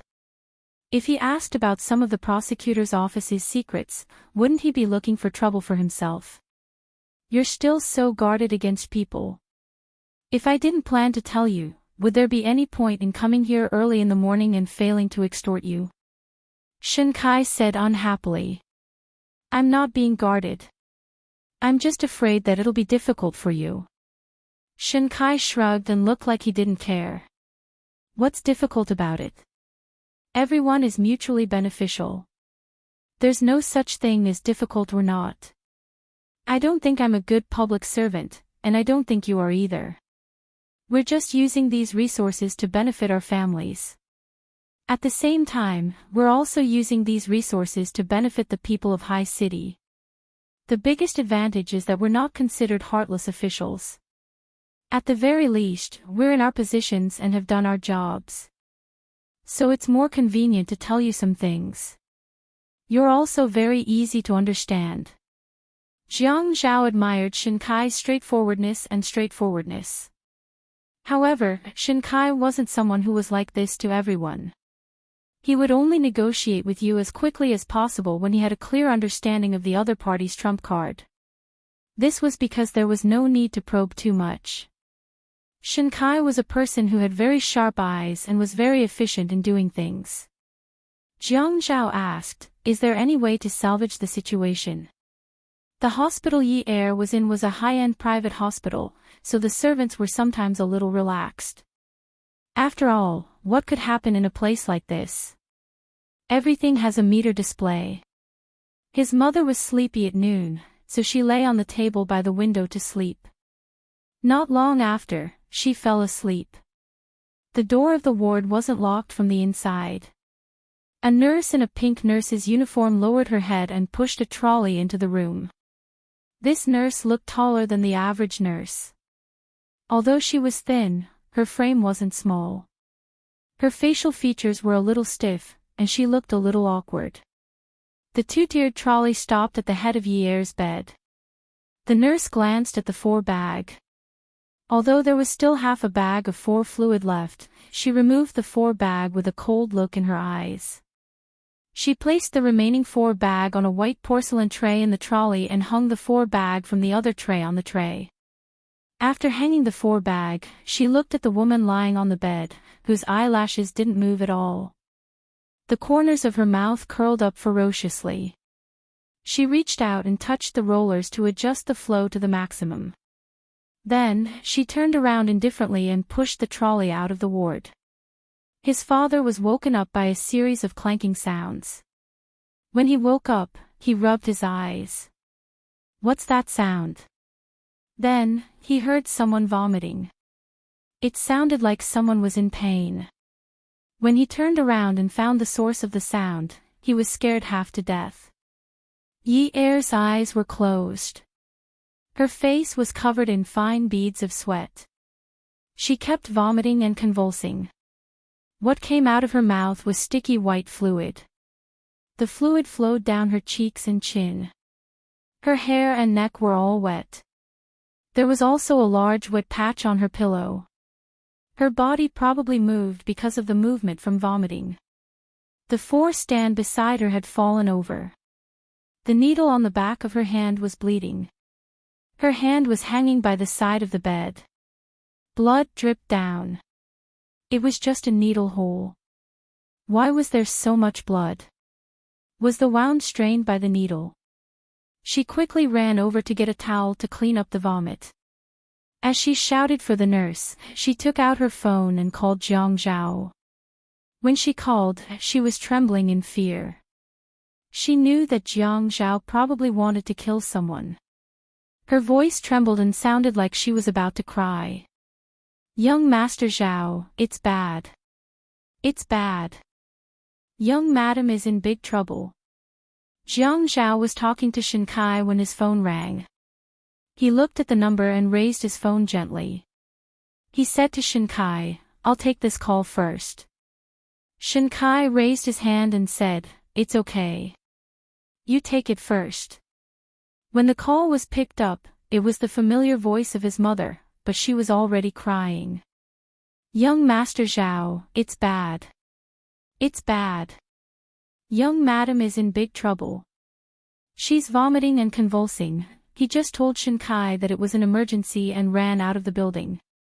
He went straight to the parking lot to get his car and rushed onto the road. As he drove, he called to ask about the situation. How long had he been gone? His hands held the steering wheel as if he was holding the neck of his mother. He always told them to be careful. How could she be so careless when she went to sleep without informing the nurse? A mother who had served the Qin family for 20 years was actually so careless. A person who was already unconscious was sent to the emergency room again. What kind of F*king life was this? Was this still a life for humans? He sucked in a long, trembling breath with all his might. Yunyi, you're the F*king jinx in my life. You were born just to subdue me. Can't you just let me live in peace for a single day? Of all the people you could drug, you had to find me. Of all the people you could find to sleep with, you had to find me. I owed you in my past life. I F*king owe you. After he finished cursing, he punched the steering wheel hard. The loudspeaker raised its head to the sky and let out a long cry, expressing its owner's grief and anger. He owed her. That was why she tortured him like this. She tortured him so much that he wished he had never known her. If he had never known her, he wouldn't have to live in fear all day long. If he hadn't known her, he wouldn't have to be like this. He couldn't calm down and do anything. He was still so young. He could already see the end of his career. It was all because of her. She dragged down her family alone and almost dragged him down. But she was already about to drag him down, and he still F*king went to the dark side to solve a bunch of problems in her family. He owed her. That was why he was so stupid as to willingly jump into her fire pit. Now that he was burning all over, he still F*king refused to come out of the fire pit. He was already so miserable, but she still couldn't lie down properly. What did she want to do? She wanted to torture him until he went crazy. She would be satisfied. This D**mn woman. She would never let him have peace of mind. Jiang Zhao sniffed. He didn't care about the traffic lights. God must be joking with him. A person who only relied on nutrient solutions to stay alive was still in the emergency room. What a joke. He was already like this. Why was he still in the emergency room? He punched the steering wheel again. Just then, a pedestrian crossed the zebra crossing. Hearing the horn, he immediately retracted his foot that was about to run the red light. Jiang Zhao drove the car and rushed over the zebra crossing. He spat, "Are you colorblind? You don't even look at the traffic lights. You're courting death." The car drove into the outpatient clinic building. He didn't park in the parking lot. He left it at the entrance and rushed into the building. He pressed the elevator. 4th floor, emergency room. When the old lady saw Jiang Zhao running over, she immediately cried. She didn't have much feelings for Yi Er, but she had watched Jiang Zhao grow up. At this time, she cried out of fear and her heart ached for Jiang Zhao's appearance. He clearly looked meticulous, but no matter how you looked at him, he looked disheveled. Her tears gushed out. Young Master Zhao, I'm sorry. I didn't mean to. Jiang Zhao rushed to the emergency room door and asked the nurse at the door, how is it? The doctor is not out yet. He still doesn't know the situation. When he heard this, he vented all his anger on the nurse, who had been taking care of him since he was a teenager. His voice was like a fire burning in his throat. You don't know the situation. If you don't know the situation, why don't you go in and ask? Why are you still standing here? Ah. Mayor Jiang, lower your voice. The nurse was scolded by Jiang Zhao, and she could only persuade him softly. Qin Zhen and Qin Fian arrived one after another. The Qin family's old lady's status was not low, and the Qin family had always respected the servants. But Qin Zhen could not help but scold her. Shaoli, you have been working for the Qin family for more than 20 years. How can you be so foolish? Have you forgotten your responsibilities? The old lady was in her 40s, but she looked much older than Qin Zhen. She must be very tired. I also don't know why I felt so sleepy today. I am not used to taking afternoon naps in the past. Actually, I did not do anything today. But I was so sleepy that I could not open my eyes.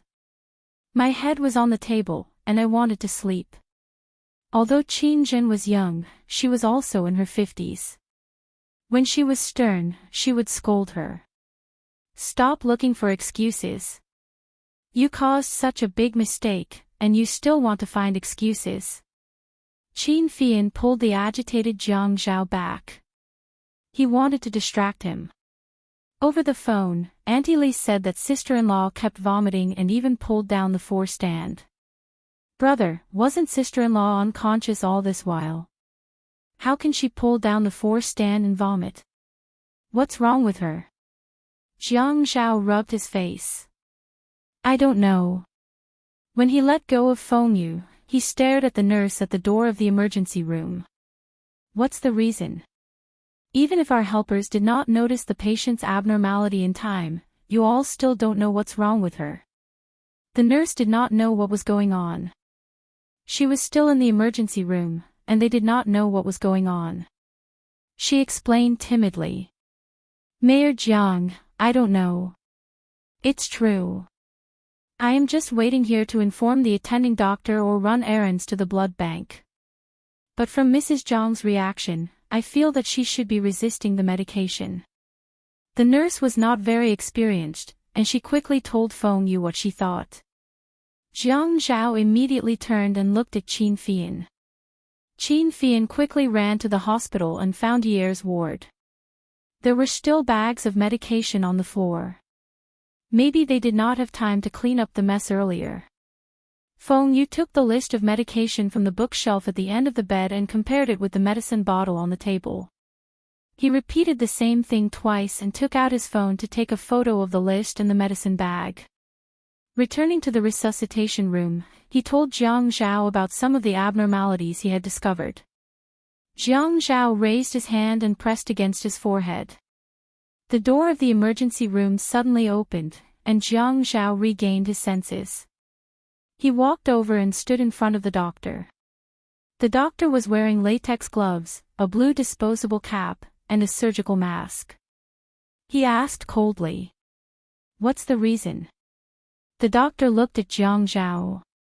I'm not sure yet. I need to verify with the nurse on duty. Verification. Verification of what? Verification of the wrong medication that caused my wife to vomit. Jiang Zhao did not say anything and grabbed the doctor's scrubs and dragged him out of the operating room. Qin Fian hugged Jiang Zhao again to stop him from hitting the doctor. Brother, now is not the time to create trouble. We need to make sure that sister-in-law is out of danger. We will not let this matter rest so easily. But now is not the time to create trouble. Keep quiet. The hospital was afraid of medical accidents, and they wanted to cover it up. But now, they could not cover it up anymore. In the end, they could only say. The patient was injected with papaverine hydrochloride, which can accelerate the dilation of blood vessels. This type of fluid is used to treat heart and brain diseases. Mrs. Jiang's prescription does not include this type of medicine. I am about to tell the nurse about this. Mayor Jiang, please let me speak.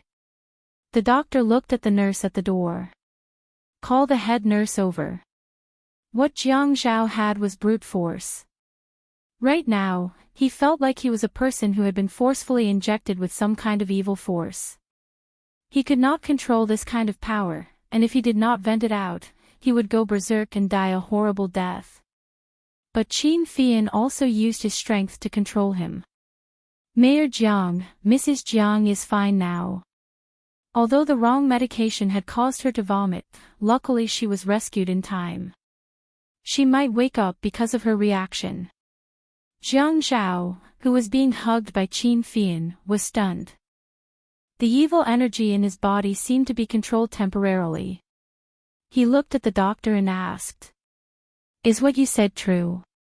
The doctor was frightened by Jiang Zhao's action just now, but he still had to maintain the calmness that a doctor should have. He just took a step back without leaving a trace. He was intimidated by Jiang Zhao's pressure and took another step back. Mayor Jiang, Mrs. Jiang had been injected with the wrong medication. This medication is used to dilate the blood vessels of patients with cardiovascular diseases. Using the wrong medication will cause the patient to reject the medication. But it was this rejection that caused the patient to have a strong reaction. This reaction might cause the patient to wake up. Just now, the patient could speak, and her limbs were moving. This means that she is no longer in a coma. Jiang Zhao was surprised when he heard what the doctor said. He was surprised that Yi Er was going to wake up. But the more he listened, the more he felt something was not right. What was wrong? The doctor seemed to be avoiding the main point. What did rejection mean? It was like a person who did not feel anything. If you gave her an electric shock, she would jump a little. Can this be considered waking her up? Jiang Zhao was angered by the way the doctor spoke. But Qin Fian did not want to let go. Qin Fian naturally wouldn't let go. There was already a doctor inside who was being treated. If they fought at this time and hurt a doctor, it would be troublesome. But when he turned his head, he saw Qin Zhen holding her hand and looking at them with a cold face. She didn't say a word and didn't have any intention of persuading them. Qin Fian was puzzled. Was he being a busybody? Looking at his aunt's expression, she was letting Jiang Zhao to fight. Or was his aunt confident that he could handle this situation? She was like a mother who did not do anything for her son. This was her biological son. Her biological son was about to go crazy. How could she calmly stand aside and watch the show? Qin Zhen met Qin Fian's eyes, raised her chin, and pouted. Let go. His aunt actually told him to let go. After releasing her, she immediately dodged to Qin Zhen's side. Without turning around, she heard the sound of a fist hitting someone's stomach from behind. She pretended not to see anything. The young nurse went to inform the head nurse. Other than the few of them, there was no one else in the corridor. Aunt, what do you mean by this? Qin Zhen sighed and glanced at her son who was hitting someone. She looked calmly at Qin Fian and said softly, Fian, you have to find a chance to let your brother vent. He is too repressed. At this time, his stomach is full of anger and dissatisfaction. If you don't let him vent, he will get sick. I, Qin Zhen, won't say a word about it. But if Xiao Zhao wants to hit someone for no reason, I will definitely ask you to stop it. As you can see, it was caused by the hospital. It's not entirely our fault. He is now an ordinary patient's family member. His emotions should be as they are now, and he shouldn't be like how he was in the past, showing everything to others. Just now, I didn't say anything and didn't care about anything. I just wanted him to find a chance to vent. He is like a human now, don't you think? Sometimes, I feel that he has chosen the wrong path to enter politics. How can anyone be as glamorous as him, to the point where no one can find any fault with him? Qin Fian only listened to the suppressed wailing behind him. He nodded and said guiltily, I should have thought of it. Qin Jin took another look at the scene of Jiang Zhao hitting someone. She simply turned her back and chose to be parallel to Qin Fian. Looking at the other end of the corridor, she sniffed and said, I have been feeling very uncomfortable these days. Zhao Zhao wants to stay here. I can't say anything. He has to pretend that nothing happened to him to appease his family members, especially Yun Hongwei and Si Jia. Yun Hongwei actually knows about Zhao Zhao's difficulties, so no matter how much pain he is in, he tries not to show it in front of Zhao Zhao. They are all crazy, they are all pretending. They even have to tell each other that it is okay. I saw it the most clearly. Yun Hongwei patted Zhao Zhao's shoulder several times and told him not to worry. Whenever he turned around, he would secretly wipe away his tears. He also has to make up lies to deceive Si Jia every day. I want to find a chance for them to vent. Zhao Zhao is venting today. When he comes out, I'm afraid Yun Hongwei has already suffered internal injuries. Qin Fian stretched out his arm and put it on Qin Jin's shoulder. He was still a little worried. And, we don't care about losing money, but it won't kill anyone, right? After all, I can't control my rationality now. I don't know what's important. Unexpectedly, Qin Jin said heartlessly, so this is the key moment to show that we are brothers. Whether or not someone dies is in your hands. Zhao Zhao is not rational, but you are. Qin Fian loosened his hand on Qin Jin's arm. F***CK. And. Qin Jin slowly opened her handbag and took out a piece of tissue to wipe the tears from the corner of her eyes. She was very calm. Don't rely on me. When did you start to swear? Don't you know that you can't use these second-rate words in front of your elders? I will take Shaoli to stand there for a while. You watch over him. Qin Fian took off his glasses from his face. He really wanted to smash them. How could there be an aunt like Qin Jin in this world? How could there be a mother like Yu Jing? His calmness disappeared. He hurriedly turned around and ran to pull Jiang Zhao away, forbidding him from using violence against the doctor. Qin Fian felt that he was screwed miserably by Qin Jin today. In the end, if something happened to Jiang Zhao, it would definitely be his fault as a brother for not knowing his limits. As an elder brother, his impulsiveness covered his rationality. As a younger brother, he should be clear-headed, right? As a brother, he didn't come out to help at this time. What was this? Well, in the end, it was all his fault. The moral integrity of the people in the high-end private hospital was so high. When they heard that someone was fighting and crying out in pain, no one came out to help. They really respected people's privacy. However, who asked this doctor to hold back and not dare to cry out loudly? He was so angry. He had to hurry to Hong Kong and find a fortune teller. Otherwise, he didn't know how long his bad luck would last this year. After pulling Jiang Zhao back, Qin Fian could only deal with the aftermath like an old mother. He pressed the emergency bell on the wall and waited for the nurse to come and pull the injured doctor away. Jiang Zhao shook his fist. Qin Fian asked, "Have you had your fun?" "No," Jiang Zhao said. "Then I'll spar with you tonight." Jiang Zhao rolled his eyes at Qin Fian. "Sure, if I hurt you, beauty, you will definitely take a private plane back to take revenge for you. Then, she won't let me fight back." She said something about elders not being allowed to return their hands, right? What are you scheming, kid? So, let's go to the arena tonight to compete. I'm as free as you. Jiang Zhao's tone was unpleasant. Qin Fian could only give up. Forget it, he couldn't tease this guy. Actually, this fight didn't last long because the young nurse found the head nurse and brought him to the emergency room for only 3 minutes. When Qin Fian helped Jiang Zhao sit on the bench, the head nurse trotted over. Qin Fian and his mother were still standing far away. He thought to himself that he wouldn't fall for it this time. If the head nurse came over and Jiang Zhao blamed the head nurse for the medicinal liquid incident, it would be troublesome. How many punches could a woman take from Jiang Zhao? He should have known long ago that this aunt had always been a black-bellied person. She said such sad and tear-jerking words, but in the end, she even acted as a good person. The responsibility was all on him, Qin Fian. He didn't know if there was anyone in the Qin family who was truly pure, except for Fei Yu. The purest Fei Yu wouldn't be like these guys. The head nurse helped the doctor stand up.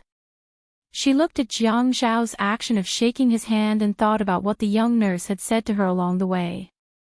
She immediately understood. As soon as Jiang Zhao stood up, Qin Fian immediately put his arm around his shoulder like a brother, in case Jiang Zhao really hit the head nurse. Soon, someone came over to help the injured doctor away. The doctor refused to admit that he had been hit by Jiang Zhao. Qin Fian let out a sigh of relief. It was good that the doctor knew his place. Otherwise, although it would be more troublesome to deal with later, the doctor wouldn't be able to say anything good.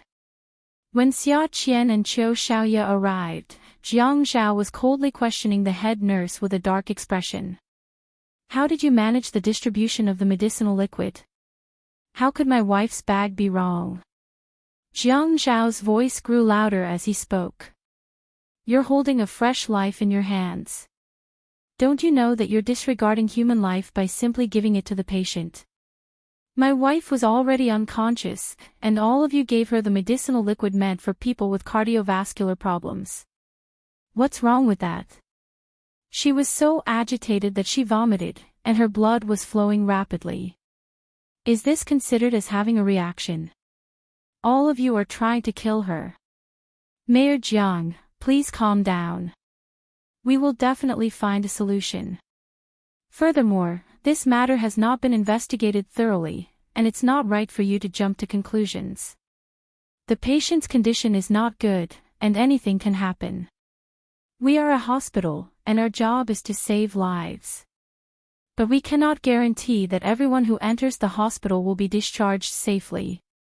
But our hospital will do a report and give you a satisfactory answer.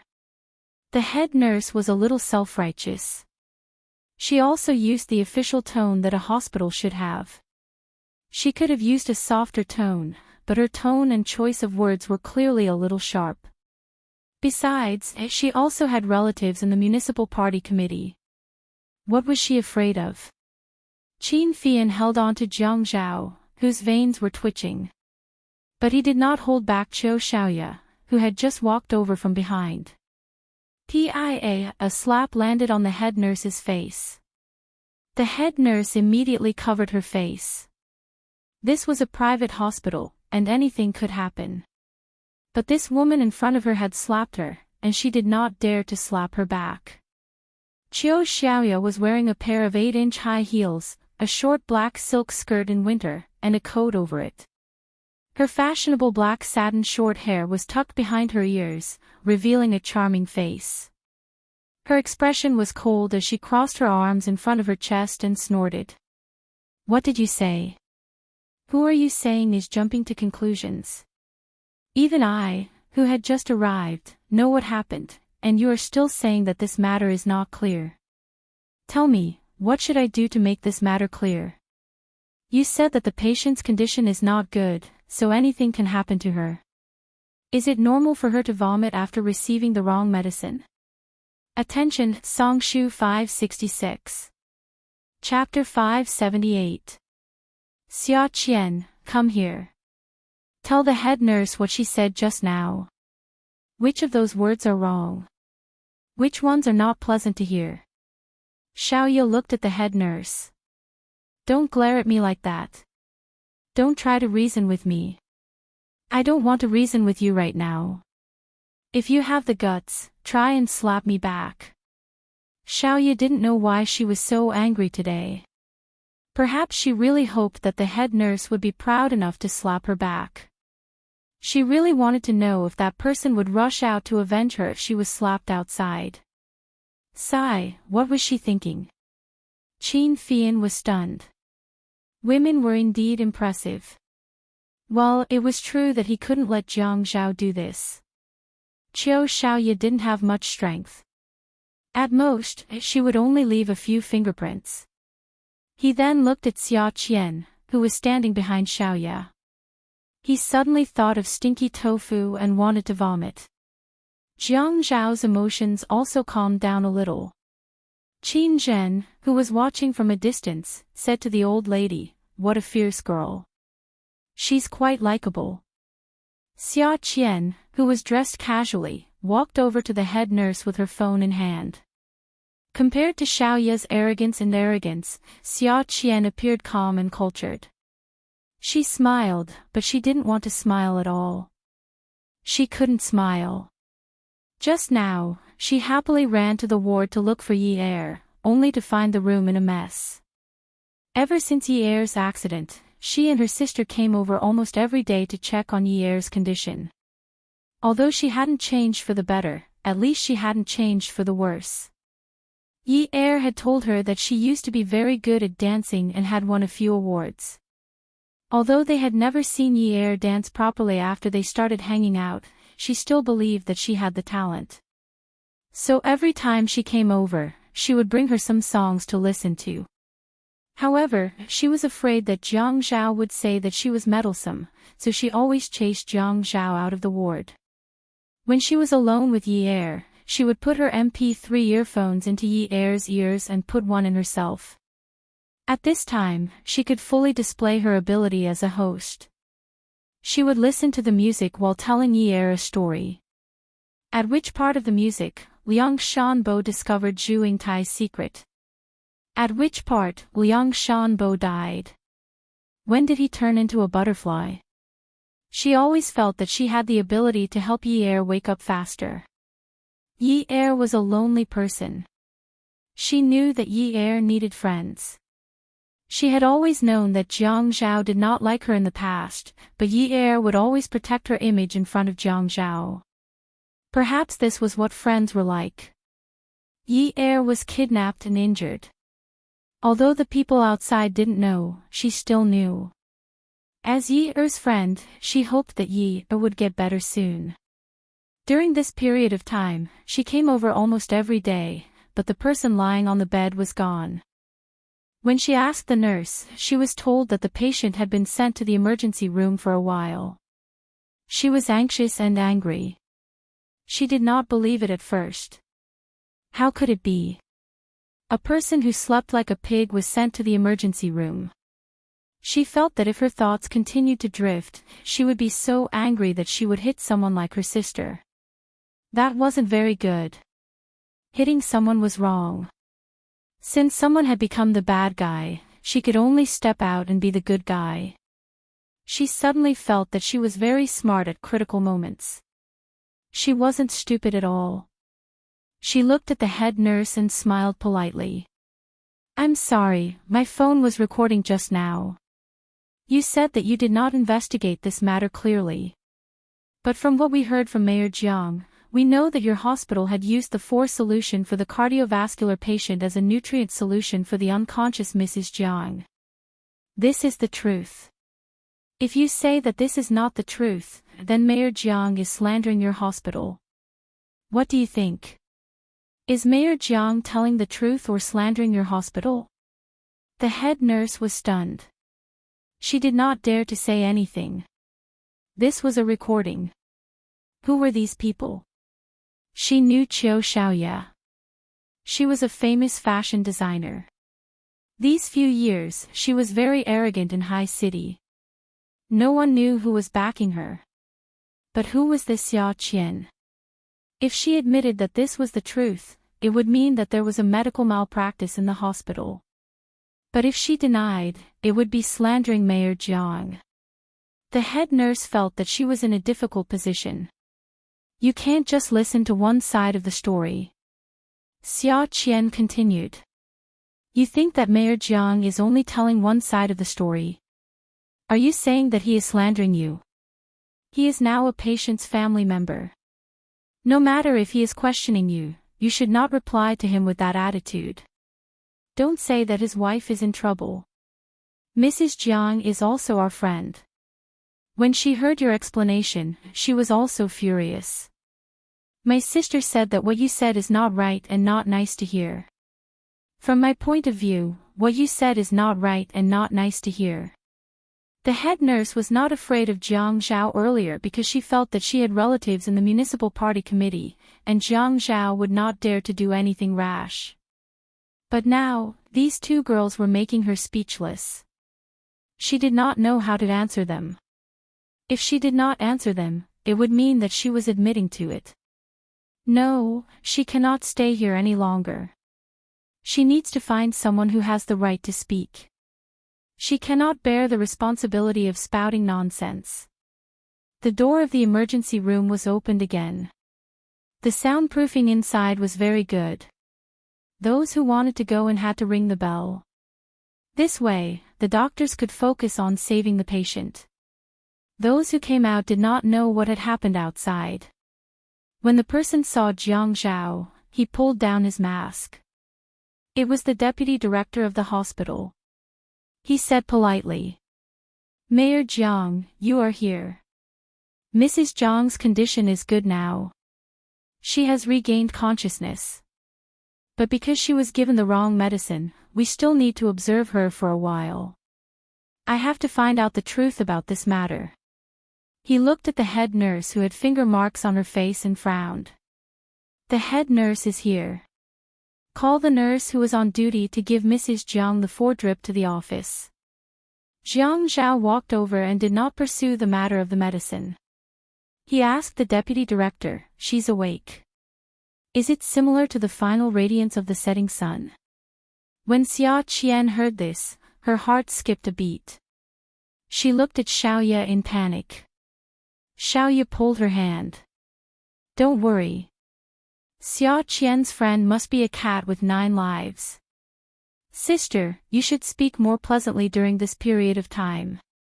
Xia Fian followed beside Jiang Zhao, who was thinking too much. He asked the deputy director, when will the situation be stable? We will send the patient back to the ward later. You can go and prepare some porridge for the patient. She can drink it today. Jiang Zhao was happy. He could not help but laugh foolishly. Finally, Yi Er could drink porridge. There were no other wards on this floor. It was very quiet. Sometimes, it was so quiet that there were echoes. Qin Jin heard it clearly and immediately pushed her mother. Shaoli, hurry up and go back to prepare. Hurry up and make up for your mistake. Her mother ran away quickly. As she ran, she said excitedly, I know. The deputy director retreated again and closed the door of the emergency room. Jiang Zhao looked at Xiaoye and said gently, Xiaoye, why are you here so early today? Xiaoye smiled. Luo, Qian, she insisted that she heard a very good piece of music and that she could dance a very elegant tango dance. She said that Yi Er likes to dance. Every time she comes over, she would play some music for Yi Er. It's good for Yi Er's recovery. The music she played before was relatively light. She had never tried the tango dance before. Maybe Yi Er would not be able to help but kick her feet when she heard it. She thought that since she had to come over every day, she might as well come earlier today. Who knew, she would run into this. Jiang Zhao's heart ached. He reached out and patted Xia Qian's shoulder. Qian, you're so considerate. Xia Qian shrank back. She scratched her head. Jiang Zhao, don't be like this. The way you talk to me these days is so nice that it makes my hair stand on end. Do you have masochistic tendencies? Qin Fian could not help but spit.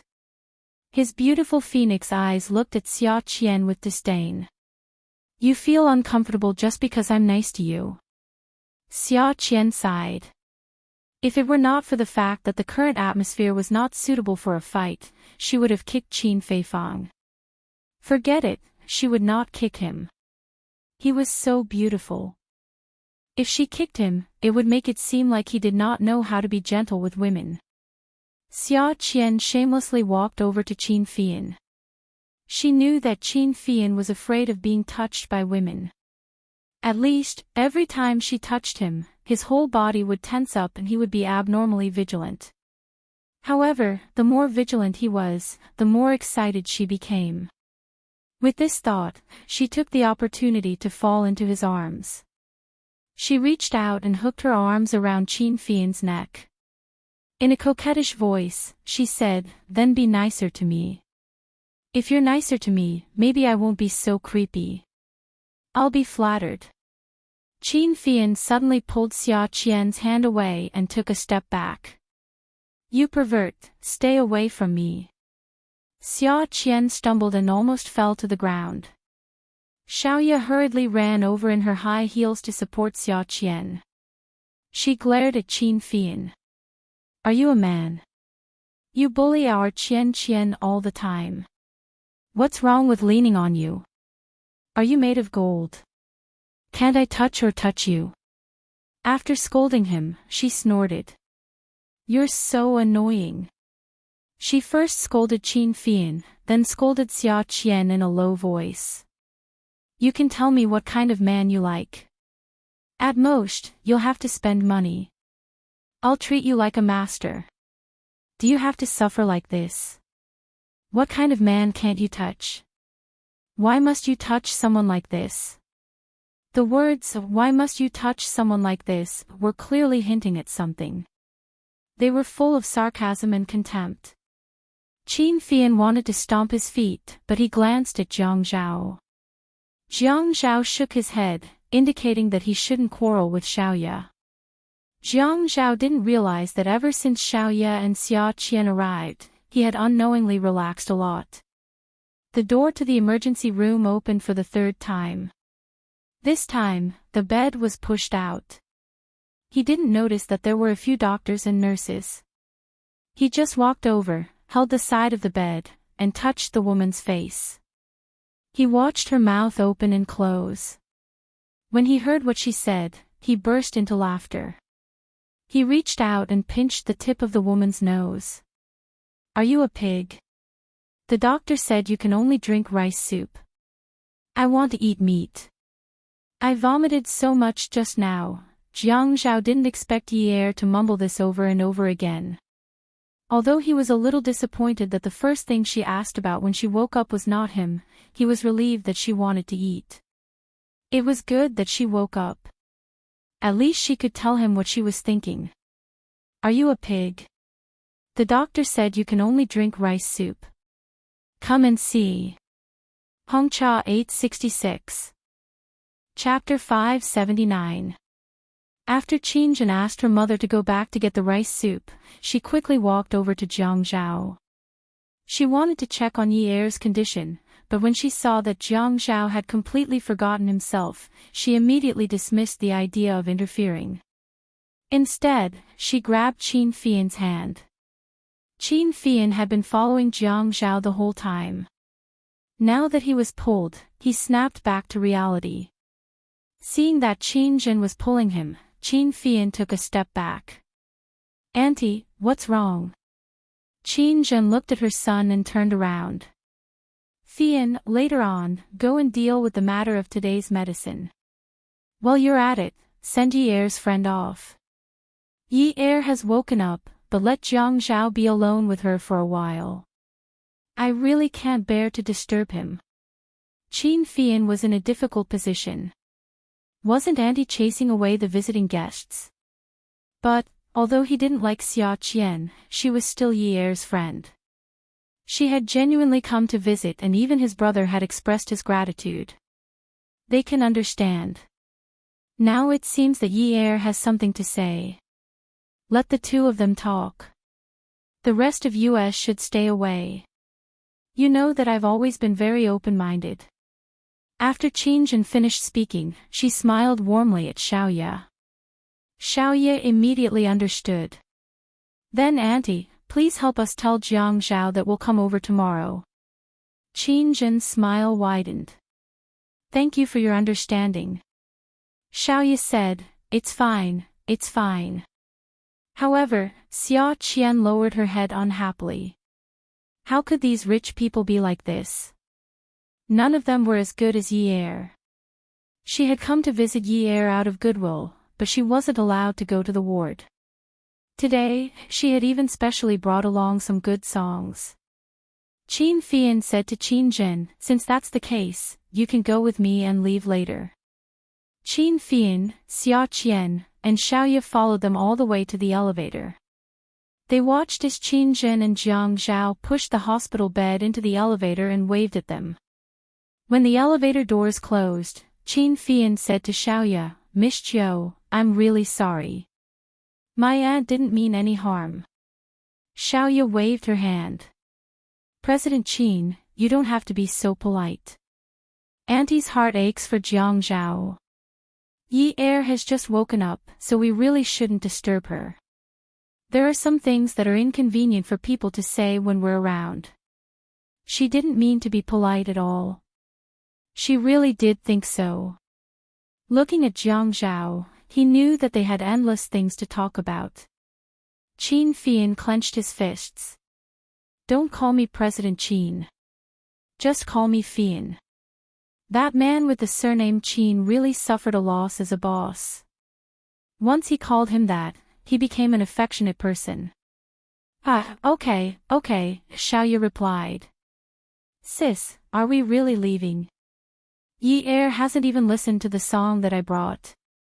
Xia Qian was still a little unwilling. She didn't hear what Qin Fian said at all. She only thought that her thoughts hadn't been verified yet and was very conflicted. You child, don't you know what it means to be a third wheel? Xiaoya reached out and poked Xia Qian's forehead. Jiang Zhao's mother was already so old, yet she understood this principle. She even knew to send people away so that her son's hurt heart could be comforted. How could this young woman be so ignorant? Was she going backward the more she learned? Xia Qian lowered her head and rubbed the part of her head that Xiaoya had poked. I know. Let's go. Yi Er is now being forced to choose the opposite sex over her humanity. I don't blame her. If Yi Er was awake, she definitely wouldn't do this. Even if she hid from Jiang Zhao, she would still hang out with them. Yi Er was very loyal.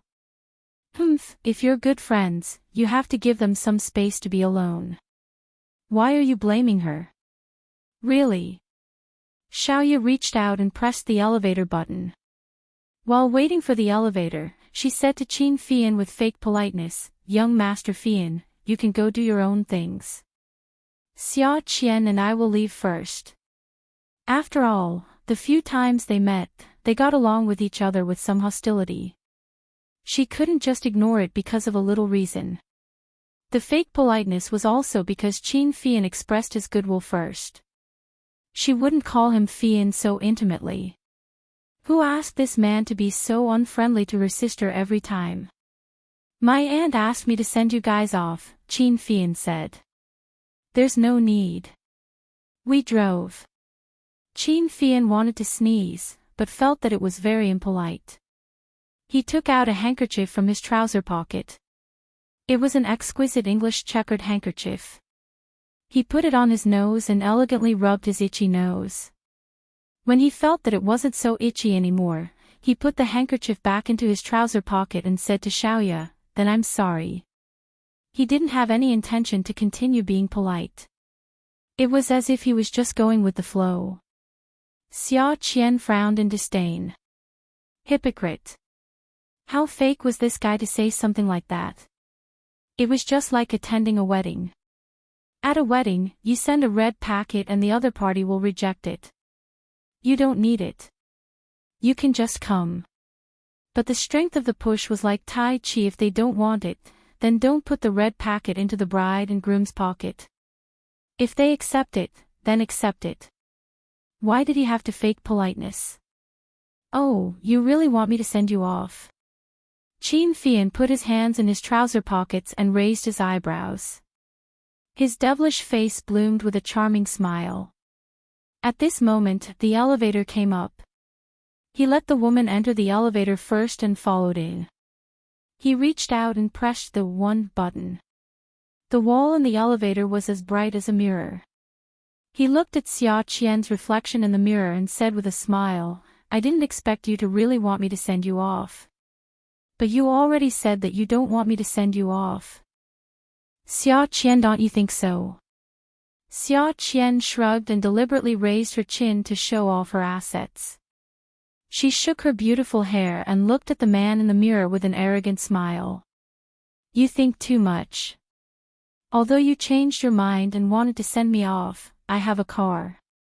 So, I don't need you. You should drive your car to the various nightclubs and wait for the fierce attacks. Those are more valuable. Xia Qian felt that in front of a rich young master like Qin Fian, it was very important that she didn't have a car. She had to say it out loud. His car was a car with 4 wheels. Her car was also a car with 4 wheels. There wasn't much difference between them. Don't think that young master is so great just because he comes from a rich family. She didn't believe that his 4 wheels could be used as a rocket. Little guy. Xiaoye chuckled.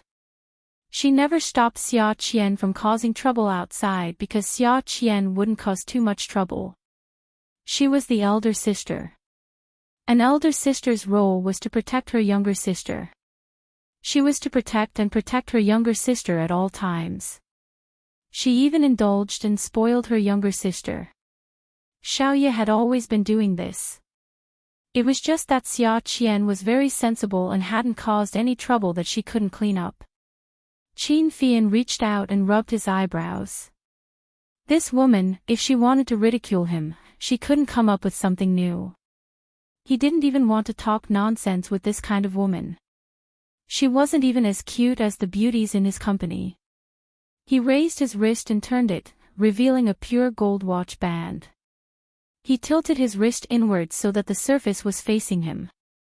The people around him could see the sparkling diamond. Qin Fian looked at the time. The elevator had just reached the first floor. He said, Miss and Miss, goodbye. Then he strode out.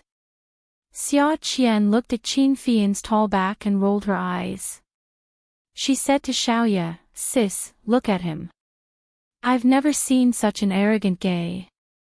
So what if he's gay? Shouldn't he be arrogant? Have you ever seen a rich young master wearing a fake watch? Shouldn't a rich young master who dares to wear a fake watch everywhere be arrogant? I don't think there's any young master in Haiqing who dares to wear a fake watch so confidently like him. Xiaoye couldn't help but look at Qin Fian's back and sigh. He clearly looks like a bottom, but look at the way he walks. He's not bashful at all. He's confident and at ease. His steps are powerful and steady. He's clearly a top. I feel like I'm falling apart when I look at him like a bottom. Xiaoye hooked her arm around Xia Qian's arm and lifted the collar of her coat. They were about to leave the hospital and there was some wind blowing in. She had to hurry to the car and turn on the air conditioner. Clothes were supposed to be beautiful and moving. If she stood in the wind for too long in the winter, she would probably only be beautiful and cold. Top or bottom? This was Xia Qian's favorite topic. She even felt that this was a topic with great academic research value. She really wanted to do an in-depth research on this topic for Qin Fian. Yeah, I think he's a top too. He's really muscular and has a great figure. She felt that her conversation had deviated a little. The topic just now was clearly more explosive. A fake watch. She turned her face in shock and looked at Xiaoya as if she had seen an alien. That's impossible. Why would a member of the Qin family wear a fake watch? He wouldn't wear a fake watch even if it cost 10 million yuan, let alone hundreds of thousands or millions of yuan. This is too embarrassing. Xia Qian was indeed very stupid most of the time, so her thoughts immediately rose to another level and reached an absolute height. She frowned and sighed. What does it mean for a rich young master from such a big family to wear a fake watch? Does it mean that a bottom like Qin Fian is a bottom who knows how to live a good life? They're both watches, but in this bottom's eyes, it's just looking at the time. No matter how expensive a watch is, it can't be used for 25 hours a day. Since it can't use the extra time, it's no different from an ordinary computer monitor or phone. So, after much consideration, Qin Fian chose a fake watch. Not only does it give him face outside, but it's also economical. The money he saves can be given to Mr. Dezong to spend. Isn't it the best of both worlds? After Xiaoya heard this, she bent her leg and kicked Xia Qian's but in an unladylike manner. Why are you so stupid? Since when did Qin Fian become synonymous with knowing how to live a good life? Would a man who knows how to live a good life use a handkerchief that costs a few thousand yuan? Xia Qian suddenly remembered the checkered handkerchief she took from Qin Fian's pocket. It was folded neatly, just like the clothes he wore. It was beautiful, neat, and clean. A handkerchief cost a few thousand yuan. God! Was his brain kicked by a donkey? It was just wiping his nose and saliva. She could ask her sister to make 100 handkerchiefs for him. It would only cost a few thousand yuan. It was too extravagant. However, if her sister could say that it was a handkerchief worth a few thousand yuan, then it must be one. She stopped in her tracks and looked at Xiaoya, who was so cold that she was about to sneeze. Isn't the handkerchief fake? Could it be that Qin Fian's outfit was fake in order to confuse the public? Nonsense, the handkerchief is real. I make clothes. Can't I tell if it's real or fake? But the handkerchief only costs a few thousand yuan. His watch costs a few million yuan. Xiaoya said, but a fake handkerchief only costs a few dozen yuan, and a fake watch costs more than 50,000 yuan. Didn't you calculate the ratio? If he really knows how to live a good life, wouldn't he be wearing a fake from head to toe? His suit costs more than 100,000 yuan, and his leather shoes are purely handmade in Italy. They cost tens of thousands. Why is he wearing a fake watch? Even a layman like me can tell after looking at it a few times. How can people in his circle not be able to tell? Sister, you're not lying to me, right? You really can tell. I really can't tell. Let alone a fake watch that costs more than 50,000 yuan, even if it's made into 5,000 yuan, I can't tell. What's the difference? Add Songshu 566.